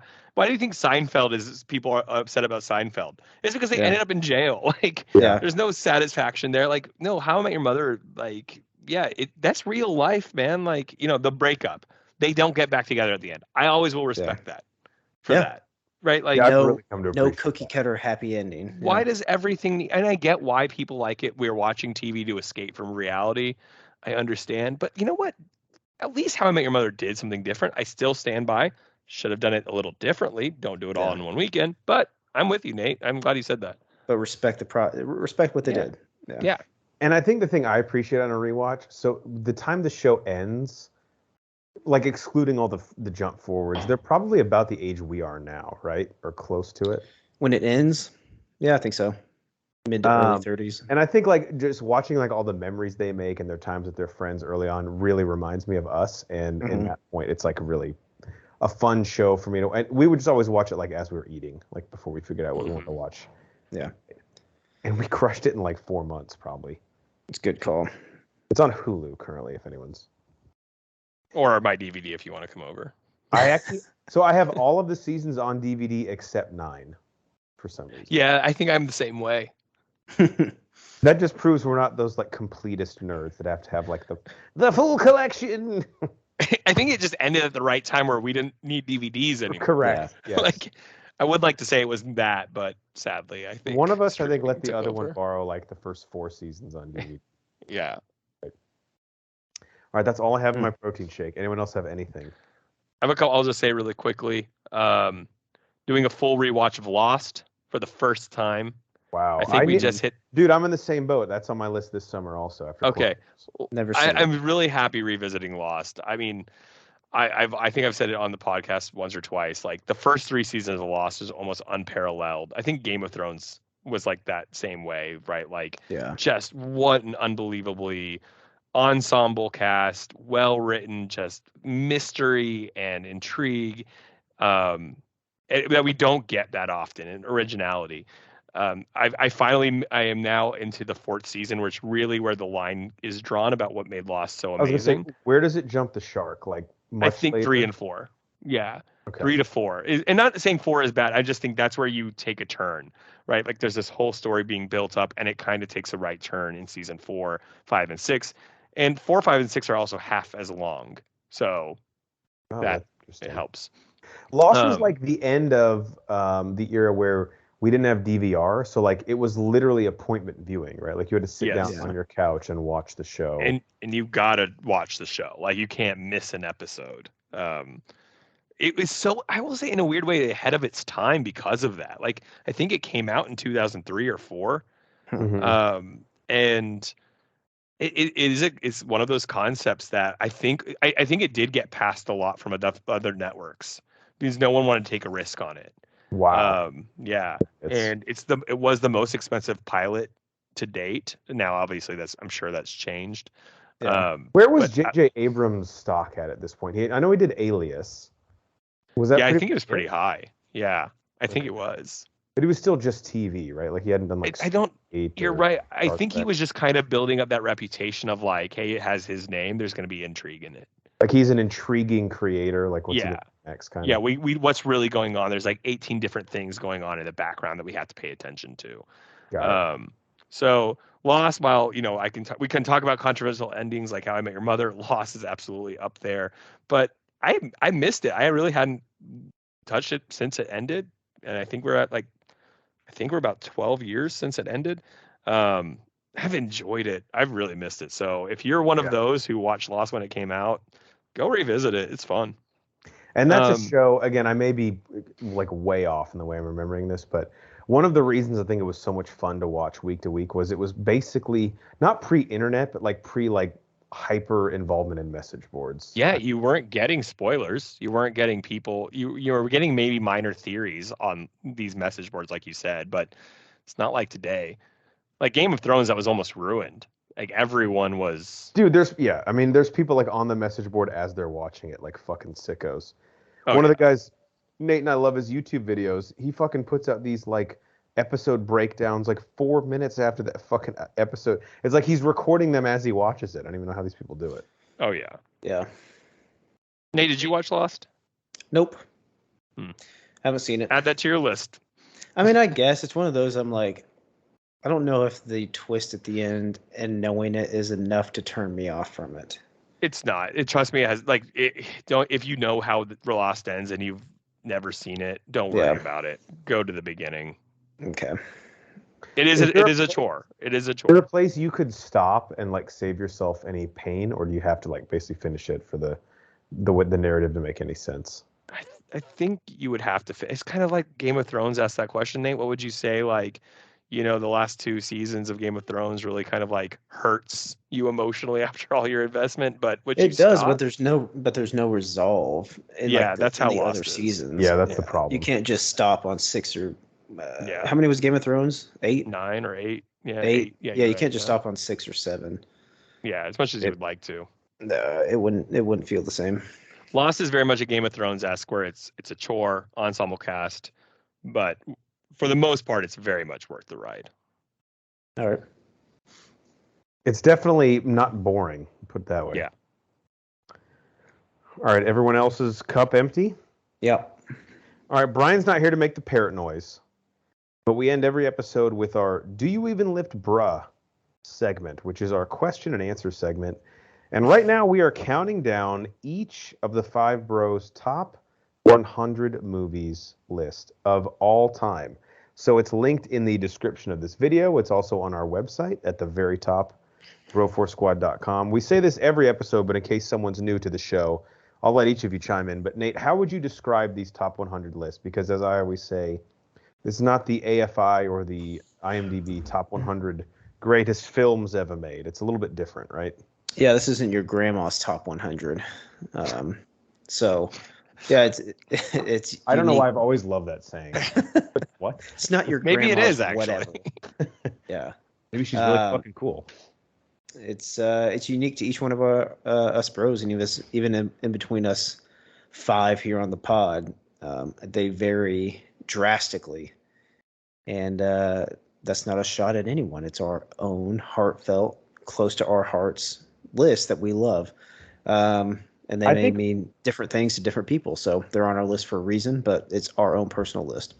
To describe how unique this list is and how much it is personalized to each of us, our number 73 movie of all time, Cycly had Gangs of New York, an incredible film. Ooh, nice. Nate had the 1963 movie Charade. Mm-hmm. And then Banner had The New Mutants. And I had Edge of Tomorrow at the same ranking on each of our lists. Banners is always my favorite. So a nice little chuckle will always end Banner's list. I was going to say, so 2 incredibly well-revered movies, and then the other 2 are Gangs of New York and Charade. Wait a second. Wait, hold on. Wait a second. All right, counting down. We are on our list. Again, this spreadsheet is updated on our website and in the description of the video. Nate, you are up to your number 72 movie of all time, which Cycly and I actually each counted down our number 72 movie of all time last episode. Cycly's was one of my favorites, which clocks in on my list. I don't know where, but it's a little up top. V for Vendetta. Mm-hmm. Mine was the Will Ferrell comedy Blades of Glory. So on yours, what is ranking 1 ahead of Charade at number 72 for your favorite movies of all time? I still stand by this one. I don't know. I honestly don't know how critically acclaimed it is. I'm sure it's kind of lost some of its luster. But I think it's a product of when it came out. I think it was around our college times. Horns, me and you may have actually seen this together in a Stillwater movie theater. But it is the Zack Snyder hit 300. 100% we did. Our freshman year, our dorm floor went on a bingo. That's it. Trip to go see it. Yeah. Um, See, those are the memories that get shit on this list, you know? It is. It sticks it, but like I said, I still stick by this one. I don't know. I may be making this up. I don't know if it gets shit on or not. I know the one thing it may get shit on a little bit is it's not like 100% historically accurate, but I know we've talked about this before. I don't care. It entertains me. It looks fucking cool. When this came out, yeah. I mean, that's like one of the biggest things. Like the cinematography in this is great. The way it's shot. The way the guys' bodies are oily and like so fucking chiseled, and we'll talk about that later. We'll talk about that later. Yeah, let's get ahead of myself. Like, I don't even know if it was like that advanced for its time as far as like the cinematography. I know you've got like what was I think it was. I was the Jessica Alba comic book Sin movie City? kind of. Yeah, but that's also Zack Snyder, so he still kind of like invented this. That same vibe, but like one of the first big battle scenes whenever they get in, like speeding up between like regular speed, slowing it down. I mean, the battle scenes, they're like so unique the way they're shot and everything. And I like the whole story, the plot line, and just one of the most iconic fucking lines and scenes I've ever. This is Sparta. I mean, kicks the guy and kicks the messenger. How much better can they don't give a fuck. He's like, I'm just trying to deliver a message, guy. He's like, I don't care. This is how we roll around here. He's like, will you hand me a script that's written in Helvetica? You can fuck right off. Yeah. And then Leonidas' speech at the very end between him and Xerxes, like that one is just like one of the most powerful things. He's like standing in front of this whole Persian army by himself. And it's just the whole mentality behind every Spartan warrior is they literally do not give a fuck. They feel like the strongest person on earth, even probably compared to their fellow soldiers. They will stand up against anyone. They don't care. And he takes a swing or a throw of the spear towards the most powerful guy in who's leading this Persian army at the time. I don't know. It just still gets me. Like the dialogue is great. Gerard Butler is fantastic. Maybe one of my first entries to Gerard Butler. My first, for sure. In this one. And then like the lore behind it and the stories behind like the production of it, the guys getting into shape. Like you would hear like, oh, I'm going to do the 300 workout and like all the mystery behind that. And you're like, oh shit, I'm going to go to the gym and like do the same things they did to get ripped. A lot of it was CGI'd, whatever. But it still gave that cool feeling to like people in our age bracket at the time in college, fucking macho, badass and all that kind of stuff. I'll say it again, like even 10, 12 years down the road, I think it still holds up. Watched it not too long ago.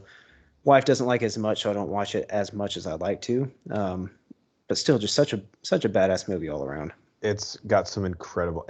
And again, I hadn't seen Sin City before this, so my first entry into Zack Snyder.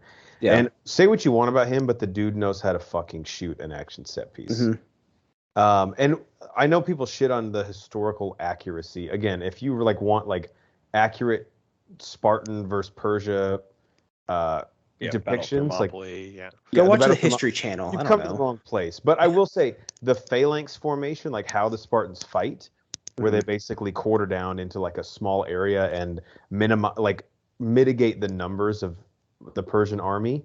That part is accurate. So like that's really the main plot point, right? It's how 300 guys can even hold a fucking candle to the Persian army. That part at least is true. So fucking great pick. Yeah. Thank you. And again, the memory incorporated with it. I remember vividly that theater experience. 100%. And then when the witches show up and we see a tit as 18-year-old college freshmen. The oracles. Yeah. We just fucking lost our shit at that point. Yeah. Great scene. I remember, I think someone just screamed, nipple. That sounds about right. I bet I know who that was from your floor. Probably, yes. All right, Cycly, to you. Your number 72 film, as we mentioned, was the great film V for Vendetta, which I double-checked. It's my number 97 movie of all time. Absolutely iconic in my mind. What is your number 71 film of all time? So this movie, I think years ago would have been much higher on my list and has dropped a lot. And not I don't know why it's dropped a lot. It just has, and I don't know how you guys feel about it. But it's Inception. I think when it first came out, like I had it, I think mentally I was like, oh my God, like this is definitely a top 30, top 20 type film.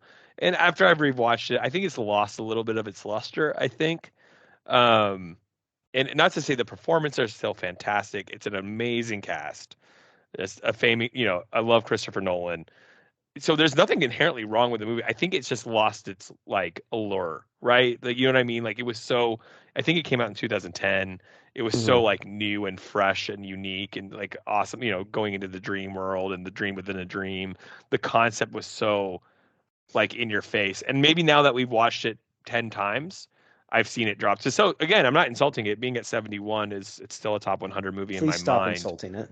It's an amazing film. I think if you had told me this 5-10 years ago, I would have been like, this is a top 25 film. It is 299 on my list, just ahead of the 2018 Halloween. What another great example. Cycly has it at 70, 72, 71? Yeah, 71. Mm-hmm. Yeah. Horns has it 200 plus. And I'll just spoiler it. Mine is yet to come, so it's up there. Yeah, that's why I love it. Yeah, love it. Yeah, this was like visually. I mean, I saw shit in this I'd never seen before.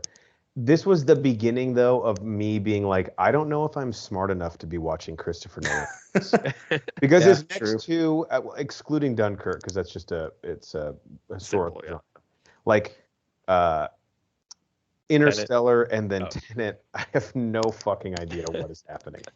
Interstellar, Little Lost, Tenet. I've watched it twice, probably within like a month of it coming out. So what's funny is, interestingly enough, when I first saw Interstellar, I had it lower. And spoiler alert, Interstellar is higher on my list than Inception. Fair enough. So and again, what I love about this list is too how it changes as we change. As our relationship matures, as we mature, our list matures. And Inception, I think, is just kind of that. I was like, graduating college. It was like really deep kind of thing. And but I think the movie's on had just given us the Dark Knight trilogy, like he could do no wrong. Yeah, exactly. And I remember being so hyped up for this because this came out a year and a half, 2 years after Dark Knight. Yeah. And the cast is phenomenal. Oh yeah. And there really isn't anything bad about First time I saw Tom Hardy in a movie. Yes. Yeah. And I do like Christopher Nolan likes to use people he likes, right? Like he uses the same actors for a lot of his films. And so absolutely incredible film. I think at the end of the day, like I'm being unfair to it because of how I felt the day I saw it in theaters. But realistically, this is an amazing, it's an amazing top 100 film. I think there's at least 4 actors in this that are in Dark Knight Rises, right? We have what's her face who plays Miranda Tate, Marion Cotillard, yes. Michael Caine, Cillian Murphy, Tom Hardy. Mm-hmm. Am I missing anyone? Joseph Gordon-Levitt. I was going to say, yeah. Christ. Everyone. Yeah, so play nice with Chris Nolan, and it will literally pay off. Yes. Yeah, he makes a couple appearances in my, my list. Yeah, he's definitely got some stake and some claim in my top 100 coming up. All right, my number 71 is a movie that I have been gushing over on this pod for the past 5.5 years, and that is the criminally underrated 2010 masterpiece, Tron Legacy. Oh, wow. I love this movie so much. First off, the Daft Punk soundtrack. Cycly, have you heard this? Oh, yeah. I mean, my fucking God. Talk about how Phil Collins went hard in the paint for the Tarzan soundtrack.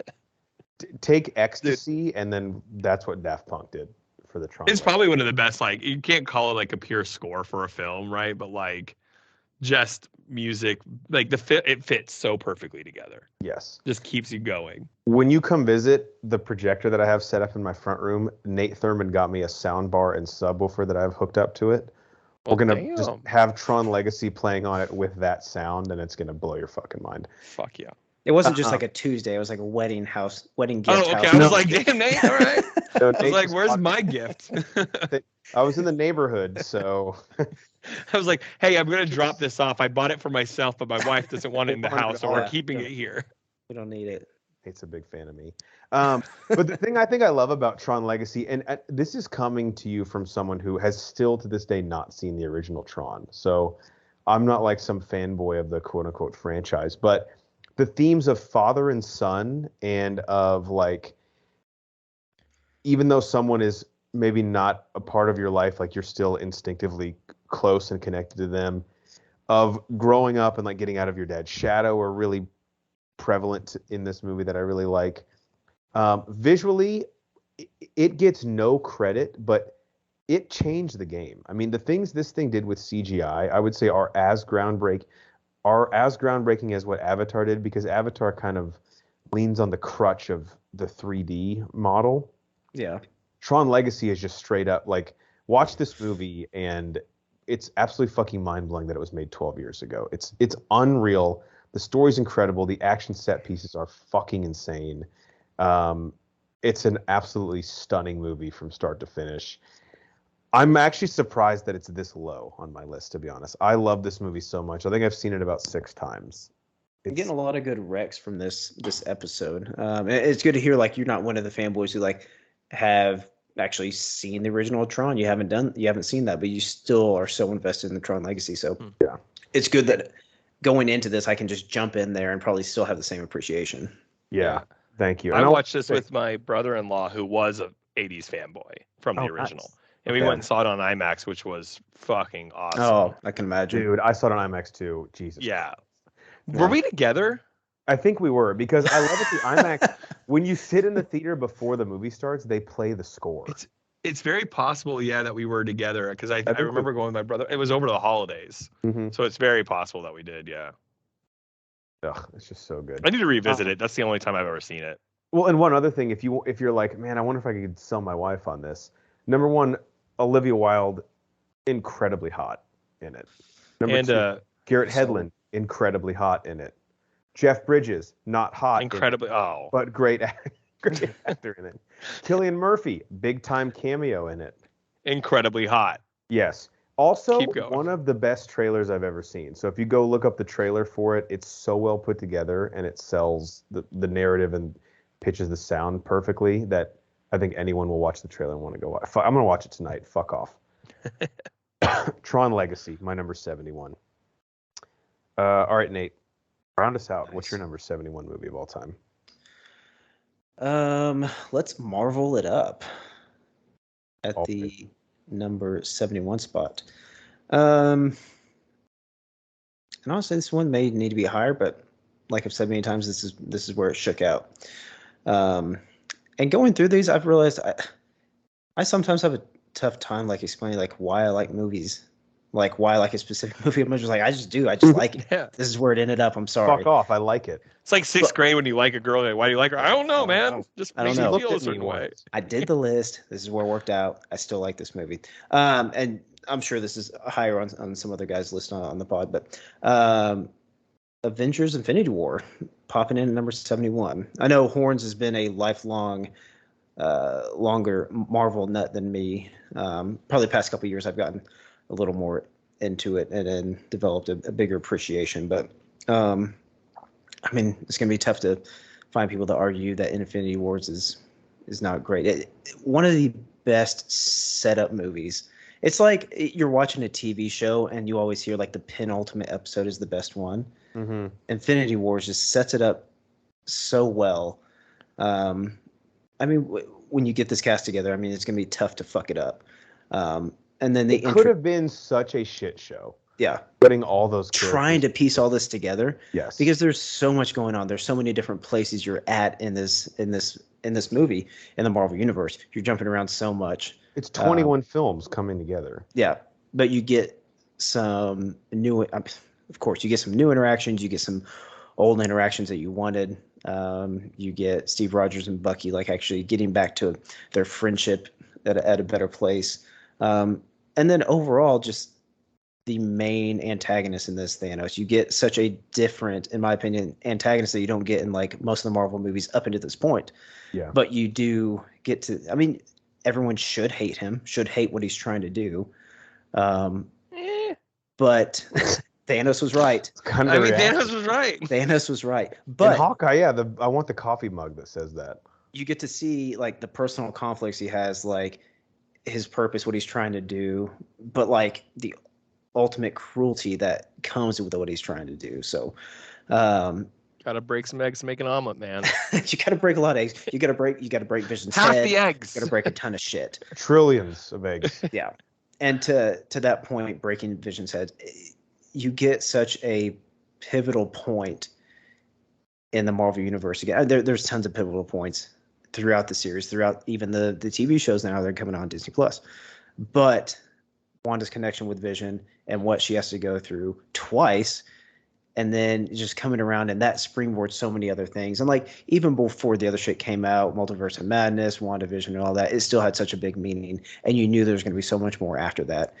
And it gives one of the biggest cliffhangers ever. But you know what's going to come. You know better shit's going to come, and it just gives you, I don't know, such an elation of like they put all this together in such a great way, and they put this movie together, and I know where it's going. So, like I said, it's one of the best setup pitches ever, if we can relate it to baseball. Very well said. Yeah, it's coming up on my list, so I won't add anything really. But I think the testament to it is Marvel had all these emotional strings that they could pull on because they were actually tied to something. Yeah, I mean, put the time in, which is insane to pull off. Yeah, they put together and culminated so much of what Marvel does well. I mean, obviously great action. They put humor in it, which is obviously a big key point in all of these. But like you said, it pulls at the emotional heartstrings so much. And there were still more heartstrings that they could pull out in Endgame too. So yeah, I will say this, and Horns, you know, I'm probably the least comic book fan here. And I watch my Marvel movies, but I don't watch them on opening weekend, right? Like I get around to them. And what I ended up doing, I did a whole marathon of the majority of the movies. I had seen, the Iron Mans and the Thors and whatnots, but there was like a 2-week period where I watched all 21 in the order you're supposed to watch it. And Horns, I remember texting you through it, like, and then I got to Infinity War. This was probably like right when Endgame came out. And there was a part of me, because I did it all together within that 2-week period, that Infinity War was like the best. Mm-hmm. Like I understand what Endgame means, and I know we'll talk about that and how it ends and that iconic scene. But just what Infinity War was able to do, it just, like you said, the setup. I mean, it made me feel like when it ended, like this was the best one. Like just as a film. Mm-hmm. So it's and pretty the cool. two writers, Christopher Marcus and Stephen McFeely, who also did Winter Soldier and Civil War, they talked about how they combed through every other film in the MCU. Number one, to make sure that they didn't have any gigantic plot holes, but number two, they wanted to dig into like each of these character moments, because when these guys all come together, it has to feel like all of their movies. Mm-hmm. And like even minutia, like the quote Star-Lord makes to Peter, like, is Footloose still the greatest movie of all time? That's like his big memory from Earth. Yeah. And Tom Holland, being 17, goes, it never was. It's like they're two worlds interacting. And it's just like such a crushing blow from what he thought. Correct. Well, and then the line when he goes, is Kevin Bacon in the Avengers? Because like he doesn't fucking know. And Thor goes, I haven't been on Earth in a while. Maybe he's on the team. I don't know. They're always adding people. That's awesome. I'm glad you had that on your list. Yeah, absolutely. Again, you act like, oh, well, it might feel a little low. Dude, to crack this list is a feat. Like I said, I was just looking at a second ago. Thousands of films. Yeah, like you guys were talking about like Interstellar. I think that Interstellar came in at like 118. I still think that's a great film, but yeah, 118, it didn't crack the top 100. So where do I have Interstellar? Because we already spoke on Inception. Interstellar has grown on me. That's what's so funny about that. I need to go back and rewatch it. It's beautiful. I don't know. Like, well, I'll talk about when I get to it here. Actually, I'm not too far from it. How do you spell Interstellar? Can I not spell? CXL. Yep. I think that's it. It's like alphanumeric. There's a number in there somewhere. Yeah. It's Elon Musk's child's name. Yeah. Good call out. I don't know. But that film, that score, I don't know. Yeah, that movie had me tripped out the first time or two. And I don't think I appreciated it. It was really like the third and fourth watch. Okay. Yeah, you have to go back to appreciate it. I'll have to go back then. I think that's it, guys, for episode 184. Any glaring things we left out in terms of advice? What do we want to leave the people with? Cycly, we'll start with you. I just drove 12 hours across the country, and I say this every time now. Guys, the left lane is for passing. Stop driving in the left lane if you're going the speed limit, or if a car to your right is passing you. You're the problem. Beautiful. Yep. I like how you and Banner both have things about like ways to drive better. It's a problem, guys. This country is going down fast in its driving ability. It really is. I think post-pandemic, it's like people forgot how to do it. On top of that, we just had a recent small road trip. It wasn't 12 hours, just a normal 4 hours from our hometown to our current hometown, which we've made many times. But use your fucking blinker. One of my biggest pet peeves is using the blinker, along with people parking in the left lane on the highway, and even in the city. The one thing I hate is like people will be in a lane, get into a turn lane without using their blinker, and then turn their blinker on. And I'm like, you're in the turn lane. I know you're turning, but you didn't want to let me know before you got into the turn lane you were turning. At this point, we're far. You're in the turn lane. I get it. You have your blinker. Okay. If you don't have the physical ability to flip your blinker on, you don't need to be driving a car. Yeah, I just want to drive by. Hey, your blinker's broken. It didn't work back there. Might want to get that inspected. Asshole. Dick face. Yeah. Only thing I'll add to that is, guys, when you're going to get your hair cut, make smart decisions. Right? Again, it's not permanent. It's not going to last you till your kids graduate high school, unless they're like a week from graduating. But it may possibly. But these are decisions that will affect you for the next, 1 to 6 weeks. You never know who you're going to meet in those next 1 to 6 weeks. Correct. And especially if you're an adult. If you're a kid, then it completely experiment. But if you're an adult, this is not the time or place to try something new. Specifically dye related. Yeah. And just fucking chill. Stick with the same color. But at Broforce weekend here in a little bit, we're all getting our hair dyed. It's gonna be Mohawks. Awesome. Yeah, it'll be like our Mohawks. rival high school when they made the state football playoffs. You mean when we beat them? What's up? God, that's still the greatest moment of my life. Haven't had a lot of wins in my life, guys. Being honest. All right, for the American hero Nate Thurmond and our legal counsel Ronnie Cycli, I'm the mayor Jeff Hornacek, and we are the Bro4 Squad podcast. Thank you guys so much for checking us out. Follow us on Twitter at Bro4 Squad. Subscribe to us on Apple Podcasts, Spotify, YouTube, iHeartRadio, anywhere you find your podcasts. If you type in Bro Force Squad as 3 separate words. We're also on Letterboxd. Type in those same 3 words, or check out everything we've ever done on our website, bro4squad.com. Till next time. We'll see you guys at the movies with your fresh haircuts after you correctly signal to turn into the movie theater parking lot. Well put. Ties everything together. Yeah, I think so. Like Infinity War. Boom. It's very true. I don't know if you guys saw